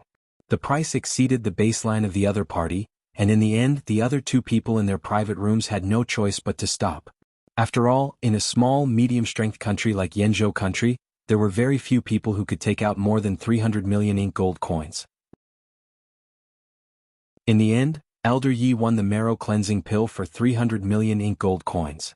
Several people pitted that they missed the marrow cleansing pill because they didn't bring enough ink gold coins and decided to inquire about the origin of the pill after the auction. 1. It's so rare it's practically unobtainable for the majority of the population. 2. Popular idiom meaning something is very, very scarce or rare. Qilin is often translated as unicorn, but it's not quite right, because a unicorn is a separate creature in China. So I'm leaving the original pinyin. The idiom is, but if I just said lin horns it doesn't quite make sense, so yeah. Chapter 36. Ming Xiu's order. The price also shocked the people in the private room with Lu Muyen. They cast enviable gazes towards her. In an instant she became a wealthy woman. Even if they were given some time to go gather money, they wouldn't be able to come up with this much ink gold coins. Yun Jin proudly flaunted to the several people. Looks like I made a profit. It's actually worth 300 million ink gold coins. Looking at the handsome face of Yun Jin's that was asking for a beating, Yun Luo couldn't help but give him an "are you an idiot" look. But he was still very envious within, though it wasn't that he was envious of this cousin obtaining a pill that cost 300 million, but the fact that he obtained the marrow cleansing pill. Xiao Ziong also couldn't help but roll his eyes at Yun Jin, who revealed a face full of cockiness. But inside he also desperately yearned for that marrow cleansing pill. After today's auction, the marrow cleansing pill would become a sensation throughout the entire Yenzhou country, and even spread to other countries on Tianling continent. It would become even more difficult to obtain one then. There was killing intent hidden in Gu Yanran's eyes. She couldn't understand why the sky and the earth had turned upside down one in only less than 3 months for Lu Muyen. Aside from her own family background, she was better than Lu Muyen in every way, so why wasn't she the one that obtained that marrow-cleansing pill? How hateful she felt. Lu Muyen naturally felt the killing intent from Gu Yanran towards her. But as a once almighty cultivator of the cultivation world, it was impossible for her to worry about an inferior enemy like her. After the Academy's annual competition, she would properly serve this self-righteous little white flower. The 7th Princess Xianxia was also exceptionally envious of Lu Muyen, and even felt a little unfair, disliking Lu Muyen more and more. On the surface she continued to wear a gentle smile, but she decided that after returning home, she would definitely discuss this properly with her consort mother. Even if she didn't like Lu Muyen, it would still be beneficial to win her over somehow. As a princess of the empire, and also as an influential and popular student of the Imperial Academy's Heaven class, Xianxia naturally didn't like her limelight to be overshadowed by a woman that was known amongst the distinguished clans as trash in the past. But she also understood how to endure while holding great desire and determination for the marrow-cleansing pill. Ji Xian's face sunk. He was actually very conflicted. He hoped that Lu Muyen was dazzling, and yet he also wanted to hide her away so that she would only shine for him. After the auction ended, Lu Muyen carried the spirit devourer to a separate transaction room of the Ming Alliance of Merchants to clear the deal. Young Miss Lu has arrived. Sit. Elder Yi waited with a smile on his face in the room, appearing very happy to have been able to win the marrow-cleansing pill. Lu Muyen's lips curled up into a smile. Congratulations, Elder Yi. Maybe Elder Yi could even advance to a sword monarch expert after cleansing your marrows. Haha. Hearing Lu Muyen's words, Elder Yi was put in a good mood. He had been stuck at the peak phase Sword King stage for more than 20 years. If he could really utilize the marrow-cleansing pill's effects to cleanse his marrow and widen his meridians, then he had confidence in breaking through to the Sword Monarch stage. Then he'll accept young Miss Lau's auspicious words. If this old man successfully advances into the Sword Monarch stage, then he'll consider it as owing a personal favor to young Miss Lu. Lu Muyen didn't expect Elder Yi to be this straightforward. A Sword Monarch's personal favor was hard to obtain, particularly becoming acquainted with someone like Elder Yi who was also a high-level appraiser. Since the other party extended an olive branch to then shed naturally accept it, then he'll accept it with thick skin. Elder Yi nodded appreciatively. He usually disliked hypocritical people, so seeing that Lu Muyen could judge the hour and size up the situation was not being hypocritical, and possessed a likable temperament, he felt fonder of this little girl. Young Miss Lu, your marrow-cleansing pill was sold for 300 million ink gold coins. After deducting the 2% commission fee for the Ming Alliance of Merchants, as well as the price of the fire cloud mink you bought, this is the rest. Elder Yi took out a purple crystal card, ready to transfer the money over. Lu Muyen took out her purple crystal card and handed it to Elder Yi. Elder Yi, could I exchange the ink gold coins into purple gold coins? In reality, ink gold coins weren't that valuable on this land, and only in a small country like Yanzhou country did 300 million ink gold coins appear to be a huge amount of wealth. Naturally. Elder Yi took the card and directly converted the ink gold coins to purple gold coins and transferred it to her card. Thank you. Lu Muyen put the card away, smiling. Remembering that at the end of the auction many people who had even a bit of power to them came to him and inquired about the person who sold the marrow-cleansing pill, he reminded, young Miss Lu, this marrow-cleansing pill already made many people with some background notice you, so you must be more careful. After Lu Muyen allowed him to release the news that her terminal meridian's constitution was eradicated after consuming the marrow-cleansing pill, he believed that many people would go find her, and even the Lu clan if they couldn't obtain news off of him. Lu Muyen nodded and said, thank you Elder Yi for the reminder. I know this is unavoidable, so I'm already prepared. Even if she didn't take out the marrow-cleansing pill today, the fact that her terminal meridian's constitution was eradicated, and the fact that she advanced to a great swordmaster, would still attract a lot of attention. Instead of being targeted by a small number of powerful entities that could secretly make trouble for the Lu clan, it was better to let everyone know about the existence of the marrow-cleansing pill. It's good to be prepared. If young Miss Lu still has any pills or other rare items to sell, do remember to come to the Ming Alliance of Merchants to find this old man. Of course, you can also find other managers with your silver Ming Alliance token. Elder Yi felt that Lu Muyen was mysterious, had many secrets, and definitely had more nice items. Come and read on our website wuxialover site. Thanks, but of course, if I have anything good, the first place he'll definitely think of is the Ming Alliance of Merchants.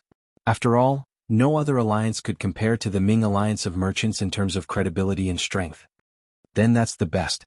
This old man awaits the next opportunity to work with young Miss Lu. Mu Yin also looks forward to our next cooperation. Lu Mu Yin stood up, smiling, and said, Elder Yi, my cousin and the others are awaiting outside, so I won't bother you anymore. Let us meet again. All right. Let us meet again. Not long after Lu Mu Yin left, a red figure appeared in the room. Seeing the visitor, Elder Yi greeted respectfully, Your Highness. Did you give her the silver token? The man's voice was clear with a sense of maturity. Yes, I have given it to her. Elder Yi nodded. That marrow cleansing pill was won by you? Yes. If this marrow cleansing pill really does have the effects that Lu Mu Yin said, then I will have a little more confidence breaking through to the Sword Monarch stage. The excitement hidden in Elder Yi's eyes didn't escape the man's eyes. The red-clothed man chuckled softly and his thin lips opened. You can rest assured. That marrow cleansing pill does indeed have the effect she said. Elder Yi never doubted his master's ability. Who knows where that little girl obtained the marrow cleansing pill? It is a pity that she gave the remaining 2 away. Before Lu Mu Yin left, he went to inquire again if she could sell one more, but the answer given was that she already gifted them to Yun Lan and Yun Jin. He sure didn't know if the little girl was too generous, or she had a deeper meaning to her actions.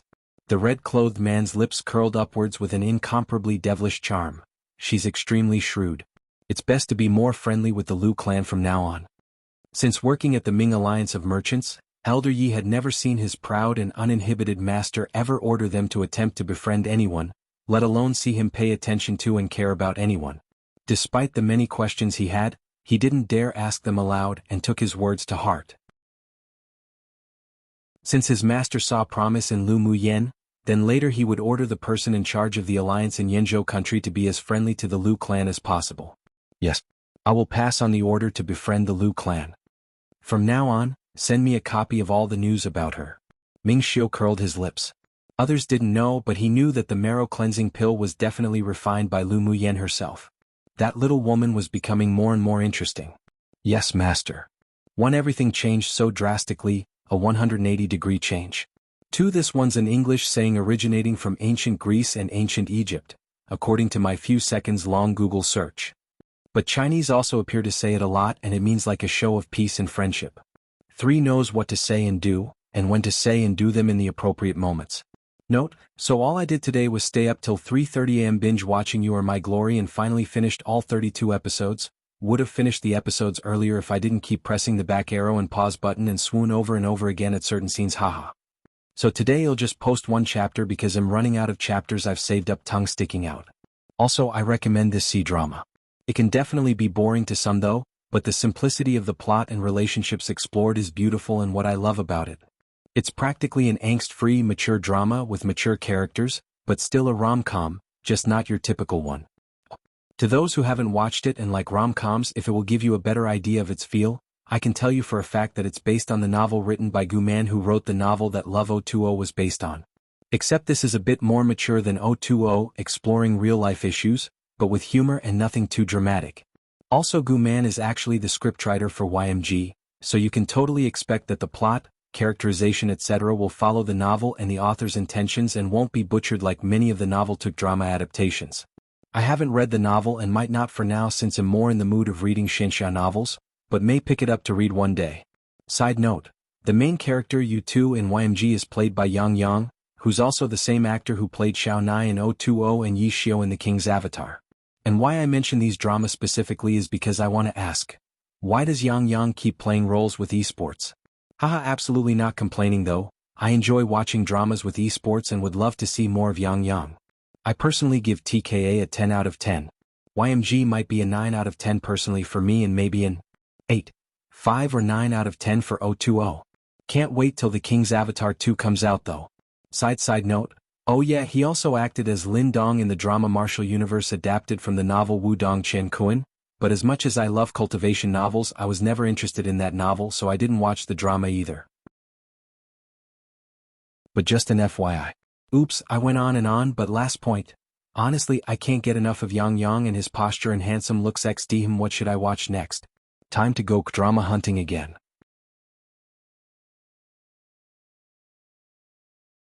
Chapter 37. A bet with the sword monarch. After Lu Muyen left the transaction area, she went to join Yunlan and the rest. As soon as she exited the door of the Ming Alliance of Merchants, she saw a burly middle-aged man and a black-clothed, skinny old man stop Yunlan and the others in their steps. When she thought about it, she easily guessed who they were. Muyen, how about I send you back to the general's mansion? Yunlan found Lu Muyen walking out towards them from the entrance and gave her a surreptitious, meaningful look. Just now, the king of Jinshi asked them who bought the fire cloud mink, and although he desperately tried to hide it, but Gu Yanran told them, and now they could only send Lu Muyen away first. Lu Muyen nodded with a smile. Sure. Although she said that, she knew that things wouldn't be that simple today, she wouldn't be able to leave easily. Why be in such a rush? The king of Jinshi stretched out his arm to stop Yunlan. He still had business to settle, so how could he allow Yunlan to take the person away? Then he swept his gaze to Lu Muyen, examining her. With a light purple dress, hair worn in a simplistic style, indifference in her eyes, an elegant and otherworldly temperament, and a beautiful face without powder, even if she was rather young, she had the disposition of one who's capable of causing the downfall of a country. Lu Muyen was one of the very few people whose appearance he considered pleasing to the eye. But it was a pity that this beauty was Lu Moyes' daughter. He couldn't touch her. This is General Lao's daughter, correct? Yun Tianzong had seen Lu Muyen before, but she didn't leave any impressions at the time. What he knew more deeply was Lu Muyen's reputation as trash, which he often used to ridicule Lu Moyu, king of Jinshi. Lu Muyen nodded with apathy and distance. She didn't want to show any looks of goodwill to her father's enemy, not to mention the man's wanton gaze made her feel exceptionally unpleasant. A killing intent rose in her heart. You won the fire cloud mink? Yun Tianzong hadn't yet spoken when the skinny old man in black asked Lu Muyen first. Lu Muyen's expression didn't change as she nodded. Yes. Hand it over to this old man now. What this old man said before is still valid. I owe you a personal favor. The black-clothed old man was expressionless with a sharp look in his eyes. Apologies, senior. This junior's answer remains the same. Wanting to take advantage of his seniority and age and bully the weak, as if she'd allow that. Little girl, this old man is a sword monarch expert. Didn't your father teach you the principle of being kind to others? The black-clothed old man's eyes were full of displeasure and a pressure that only belonged to the strong spread from him. Ever since he advanced to a sword monarch, there were fewer people who didn't give him any face. Lu Muyen's lips curled into a smile, and yet it couldn't be considered a smile. One couldn't understand what she was feeling as she looked at the man's eyes fearlessly. Presumably senior also understands the rules of an auction, right? The person with the highest price wins the item. This has been the unchanging principle since old times. If senior must snatch the fire cloud mink from me in front of the Ming Alliance of Merchants entrance today, then this junior has nothing to say. So what if he was a sword monarch? She's really had enough. Everyone just wanted to step on her these days. What's that all about? She wouldn't tolerate and compromise, but in the face of absolute strength, she wouldn't have a brain cramp too and directly engage in battle with this sword monarch. Come and read on our website wuxialover site. Thanks. Just what do you want done so that you can give this fire cloud mink to this old man? The black-clothed old man's face sank. His hoarse voice carried with it a little anger, and the pressure he exuded thickened a little. Lu Muyen narrowed her eyes, straightened her back and bore the pressure the black-clothed old man deliberately released upon her. A layer of sweat rose on her nose and her face grew slightly pale. It was the first time that she had faced a pressure from a sword monarch expert by herself. The gap between three major stages truly wasn't a joke. The pressure alone already made her unable to move her feet. If they really did start fighting, then that old man could seriously take her little life in minutes. Yunlan's clenched hands were full of cold sweat. This strong sword monarch expert's face was as thin as sticks, his complexion was slightly green, and hidden in his eyes was an ominous glint and viciousness.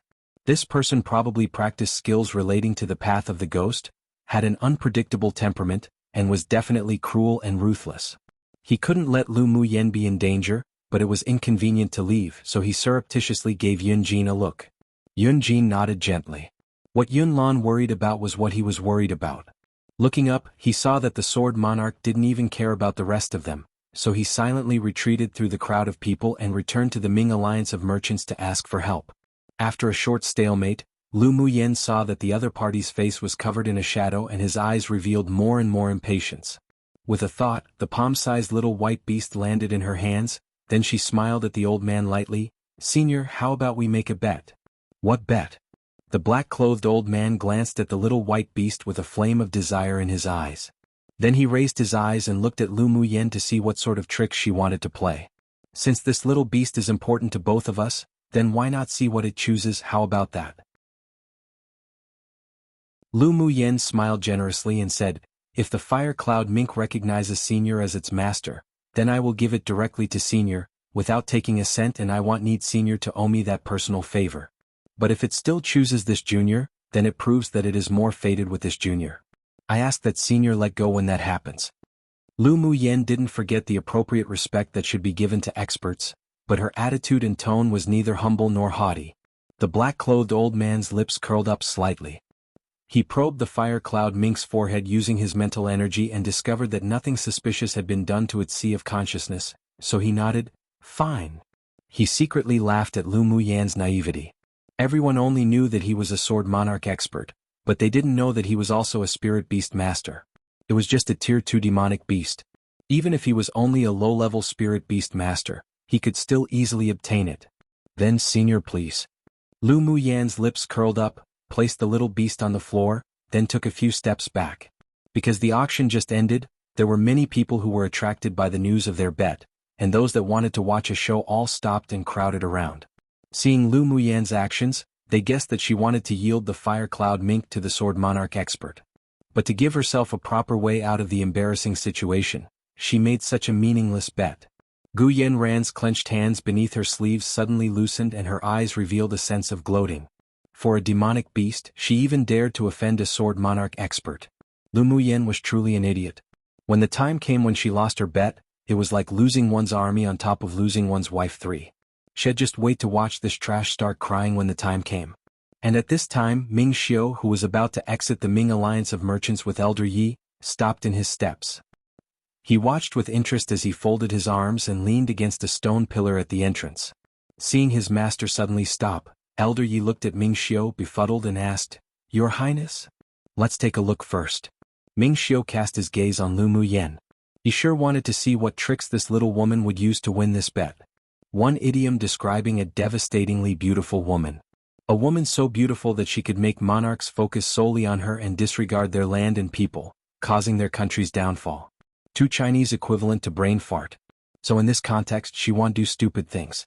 3 Chinese idiom meaning suffering a double loss after trying to outsmart the enemy as the enemy outsmarted them.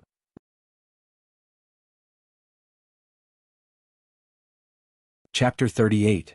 Monarch Ming. The black-clothed old man took a couple of steps forward and lifted the fire cloud mink from the ground, a strange smile on his face. He chanted an incantation to subdue the demonic beast. After chanting, he cut his index finger with a wind blade made from elemental energy, then dripped a drop of blood onto the little beast's flame-like cluster of hair. With a faint smile on Lu Muyen's face, she folded her arms and watched the black-clothed old man's performance, with ridicule in the depths of her eyes. With this old man's meager ability, he still wanted to subdue the spirit devourer? It truly was a daydream. A cup of tea's worth of time had passed, yet the drop of blood on the fire cloud mink's forehead still hadn't been absorbed into its body. The black-clothed old man was startled, and his eyes filled with a hazy shadow. He took out a red talisman from his interspatial ring, continued to mutter the incantation, then he tapped with his thin fingers and the red talisman entered the little beast's body. Afterwards, he formed a seal in the air that carried strong elemental energy and forcibly inserted it into the little beast's sea of consciousness. The drop of blood on its forehead squirmed a few times. A bright light shone from his turbid eyes. This was his trump card as a spirit beast tamer for contracting beasts. He didn't believe that he couldn't handle a mere tier 2 demonic beast. Just when everyone thought that the drop of blood would successfully merge with the fire cloud mink's body, there was a sudden change. The black-clothed old man's blood essence directly burst on top of the little beast's forehead, turning into more than a dozen little droplets of blood that splattered onto the old man's face. Meanwhile, the fire cloud mink's entire body began to twitch as if it were ill. Disbelief surfaced in the black-clothed old man's eyes. What? He actually failed. How could that be possible? Squeak! With the black-clothed old man failing to contract the beast, the little beast in his hand not only twitched, but frothed at its mouth and its 4 small paws curled together, whimpering. Those present who knew a spirit beast master had all guessed the reason for the little beast's current reaction. Only when spirit beast masters failed in their forced contract would the demonic beast's meridians and internal organs be harmed, then finally convulse until death. Seeing this sort of reaction from the spirit devourer in the black-clothed old man's hand, Lu Muyan's faint smile vanished, and a coldness replaced it. "Senior, can you now return the fire cloud mink to me?" Lu Muyan suppressed the cold killing intent that emerged in her heart and asked expressionlessly. The pain suffered by her demonic beast today would definitely be returned to this damned old bastard tenfold. Humph, what's the use of a demonic beast that couldn't even withstand a contract seal? The black-clothed old man felt exceptionally displeased right now. He actually failed to contract it in front of so many people. His eyes grew cold, and he quickly condensed a wind blade that carried a strong pressure in his palm. With a swing, the wind blade left his palm and shot towards the little beast's forehead. As if sensing a dangerous power, the little beast's body trembled, attempting to avoid it. But because of its limited strength, it was ultimately restrained by the black-clothed sword monarch, unmovable and could only wait for death. Right when the onlookers saw that the wind blade was about to fall onto the fire cloud mink's head, they all sighed with pity at what a waste it was to kill a demonic beast that was worth 100 million. Yet who knew that at that moment, a misty fire suddenly appeared in front of the black-clothed old man, holding a jade pendant magic tool to block the wind blade, only for it to instantly split into numerous halves. But Lu Muyan's wrist blocked the little beast's head, stopping the fatal blow. However, her wrist was marked with a deep bloody wound and blood flowed down incessantly. At this moment, everyone's eyes were focused on the light purple figure. Blood fell drop by drop from her slender white arms onto the little beast's pure white fur, then slowly bloomed as scarlet and dazzling as a red spider lily that grew on the shores in the netherworld. Come and read on our website wuxialover site. Thanks. Ming Xiu's face beneath the mask was fearfully grim, and the coldness in his eyes was evidently apparent, as if it would condense into frost. "Senior, can you return my demonic beast to me now?" Lu Muyan didn't look at the wound on her wrist, but instead looked directly at the black-clothed old man, her gaze cold as she emphasized each word. The black-clothed old man was startled by the coldness in her eyes, then huffed coldly. This girl suddenly gave him a very dangerous and strange feeling. She could not be left alive. As soon as her voice fell, he gathered elemental energy in his palm, then extended his arm to strike Lu Muyan's chest. The black-clothed old man practiced ghostly skills from the Yin sect, so he was exceptionally sensitive to danger. Such inexplicable feelings of unease helped him escape numerous life and death catastrophes. His principle in life was that he would rather kill mistakenly than let anyone go, and when it was necessary to kill, then he definitely wouldn't be soft. So he pretended to be infuriated by Lu Muyan's actions and released the pressure of a sword monarch to its entirety. "You dare to stop and provoke this old man, you're seeking death one." Lu Muyan was also infuriated. This damned old bastard was truly pushing her buttons. She closed her eyes, then a silver talisman seal condensed in her sea of consciousness. Taking advantage of the fact that the black-clothed old man was unprepared, she utilized her flash step to its maximum, grabbed the little beast with one hand, then after her phantom flashed a few times, the strong palm strike unexpectedly missed its target. But the speed between the two was too fast, so many of the spectators didn't see clearly, and before they even had time to recall the movements just now, the black-clothed old man took action once again. A long sword appeared in his hand, then he frantically channeled his elemental energy into the sword. Today he must cut down this girl that dared challenge his superiority, and who could become a hidden danger in the future. After the sword made a buzz sound, he slashed down in the air, and a sword aura that carried violent energy cut down like the autumn gale that swept the fallen leaves too. Where the sword aura passed, cracks spread in zigzags across the limestone flooring. The crowd all felt the terror of the sword aura and surmised that Lu Muyan was over. "Muyan!" Yun Lan yelled, but even he couldn't stop the trajectory of the sword aura. Lu Muyan narrowed her eyes and continued to form seals with her hands, and a large web much like a spider's detached from her sea of consciousness. The strength of a sword monarch definitely couldn't be underestimated. Her face gradually paled as her spiritual energy was rapidly being deprived, but a blue mental energy tempest was forming in her sea of consciousness. Just when her mental energy was about to exit and turn into a physical shield, a sudden earth-shattering pressure fell from the sky and easily destroyed the black-clothed old man's sword aura. How bold! To dare fight in front of our Ming Alliance of Merchants' door and destroy my shop's facade. It is unforgivable.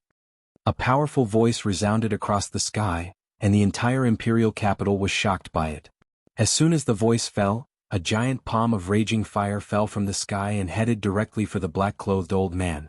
The black-clothed old man felt that the energy contained in the blazing palm was exceptionally terrifying.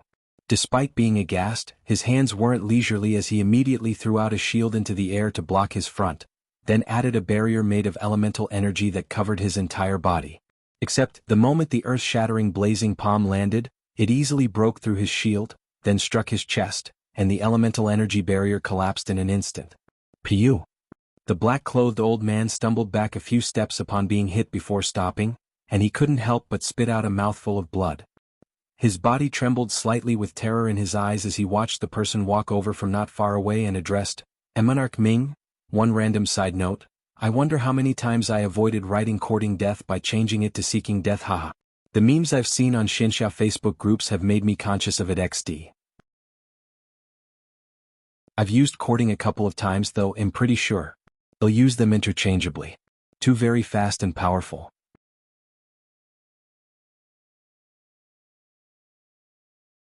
Chapter 39. You owe this highness another favor. Following, a series of soft elemental energy fell from the sky and enveloped the scattered pieces of stone caused by the black-clothed old man's sword aura and slowly pieced together one by one. In just a moment, the bluestone one flooring's cracks slowly closed and was restored to its original state. Upon seeing this, Lu Muyen retracted the secret skill she was about to use, and the spider thread-like mental energy also dispersed into nothingness, submerged in her sea of consciousness, as if it had never appeared before. Woman, you owe this highness another favor. A male voice with a sense of magnetic maturity brushed past Lu Muyen's ears like a spring breeze. The coldness in Lu Muyen's eyes was replaced by a faint smile. It was indeed Ming Xiao, that devilish man, that acted. When the giant blazing palm struck, she felt the elemental energy fluctuation belonged to Ming Xiao, and an inexplicable sense of trust rose in her heart. Lu Muyen turned around upon sensing something and raised her eyes to see the valiant, tall and imposing man, wearing a silver mask, elegantly walk over. His red robe danced flamboyantly with the wind, and a domineering aura naturally exuded from him, defeating all the men present. Others were like his foil, just like how the light of fireflies could never compete with the bright moon. Monarch Ming. The black-clothed old man clutched his chest, his face extremely ugly, while his eyes revealed slight fear. He was afraid of this man that walked towards him from the bottom of his heart. Monarch Ming, the highness of the 9-layer hall 2 that the Ming Alliance of Merchants was subordinate to. His identity and strength were mysterious and unfathomable, while he acted on whatever he felt like doing, and even had the nickname God of Murder. Amongst the sword monarchs he was unmatched, and even sword sovereigns didn't dare provoke him. Ming Xiao looked askance at him, his voice as cold as water. You recognize this highness? The name of Monarch Ming has long resounded throughout Tianling continent. Although this old man has never met your highness, but I have already heard of your highness' deeds. The black-clothed old man barely managed to smile while his posture remained very low. Rumor had it that Monarch Ming always wore a flamboyant red robe with a silver, dark-patterned mask, was arbitrary, arrogant, and tyrannical, and upon first glance, it was indeed as such. Seeing the complete reversal of attitude by the black-clothed old man, treating the red-clothed man with respect, the crowd of onlookers wondered, who was this man who had a noble and impressive temperament? It was no wonder that the people present didn't know the name of Monarch Ming. Although he had long become famous throughout Tianling continent, but that was mainly limited to the high-level sword masters. Those sword masters beneath Sword Monarch stage had no way of engaging in many of the land's secrets.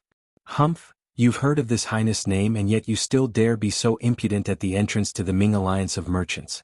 Aren't you very good? Ming Xiao's voice carried a chill and people couldn't help but shudder. I did not intend to offend Monarch Ming. I simply had some disputes with a junior, so I do hope that Monarch Ming does not blame me.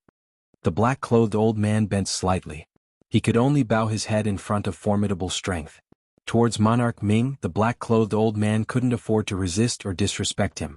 This man's power was unfathomable, his behavior was devilish and cold, and his temperament was even more capricious than those from the ghost sects.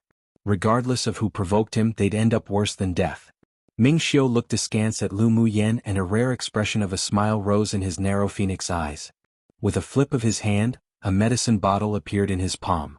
It is the negligence of my Ming alliance of merchants to allow young Miss Lu to have been threatened the moment you stepped out of the entrance, right after participating in our auction. Consider this bottle of medicine as an apology. Ming Xiu's voice was cold and indifferent, and one couldn't hear any emotions. He handed the bottle in his palm to Lu Muyen.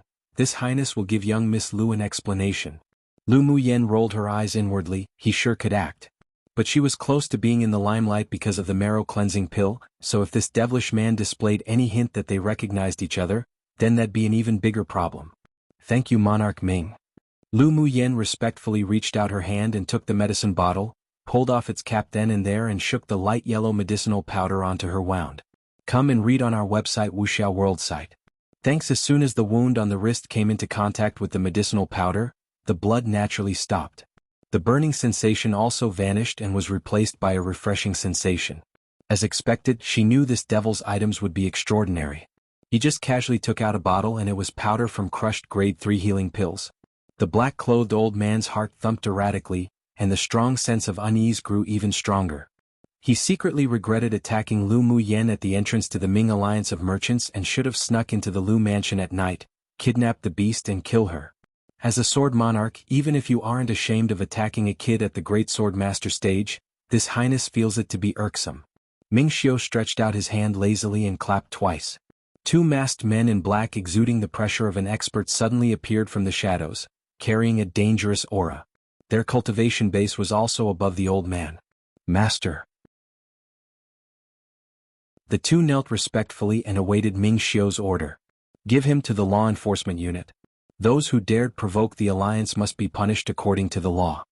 The Ming Alliance of Merchants had announced several rules of theirs long ago, and even organized a special law enforcement unit that specifically punished those that dared provoke the alliance, or those that had malicious intents towards the alliance.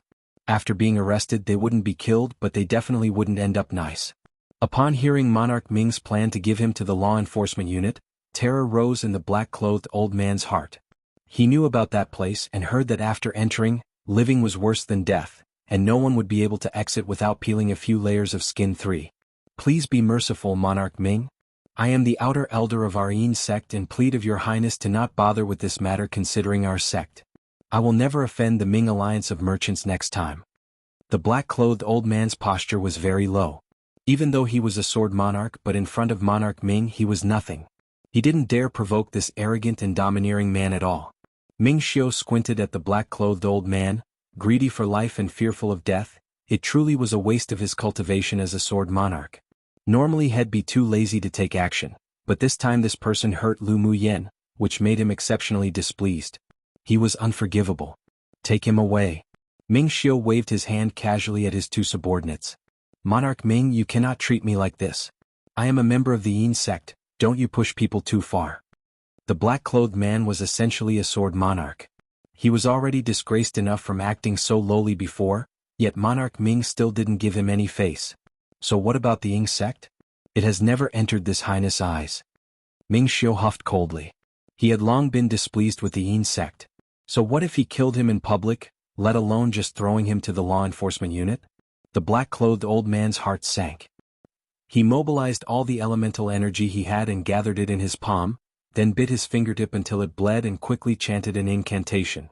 Had attempt to escape using the Yin sect's escape skill, the blood illusion skill. If he could successfully escape, then he wouldn't be forcefully captured by the Ming Alliance of Merchants law enforcement unit. As for how to deal with the arrest order given by the Ming Alliance of Merchants, he would think of it later. A ray of blood-red light slowly emerged from the black-clothed old man. Just when it was about to envelop him whole, a golden chain flew out from each of the hands of Ming Xiu's two black-clothed subordinate, locking him in place. It even interrupted the secret skill he attempted to use to escape. The black-clothed old man's eyes were full of dismay and attempted to use his sword skills to resist. However, he couldn't utilize any of his elemental energy as they were forcefully suppressed by the golden chains, and it was then that horror rose in his eyes. As he was being taken away by the two, the black-clothed old man turned his head and glared at Lu Muyen with hostility and killing intent. It was all that little girl's fault today. If he could come out alive from the Ming Alliance of Merchants law enforcement unit's control, then he must refine her into a mummy to dispel his hatred. Lu Muyen sneered, this damned old bastard even had killing intent towards her now, but who knew who'd kill who in the future. The black-clothed sword monarch expert being locked by the golden chain, then disappearing with the two men in black caused everyone present to look at Ming Xiu with horror and fear. Just who was this man? One minor change from limestone to bluestone.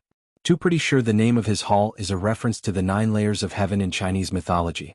3, they'd be put through a lot of agony and wouldn't come out unscathed. You're tuning in to this Sword Dance in the Vast Sky YouTube channel.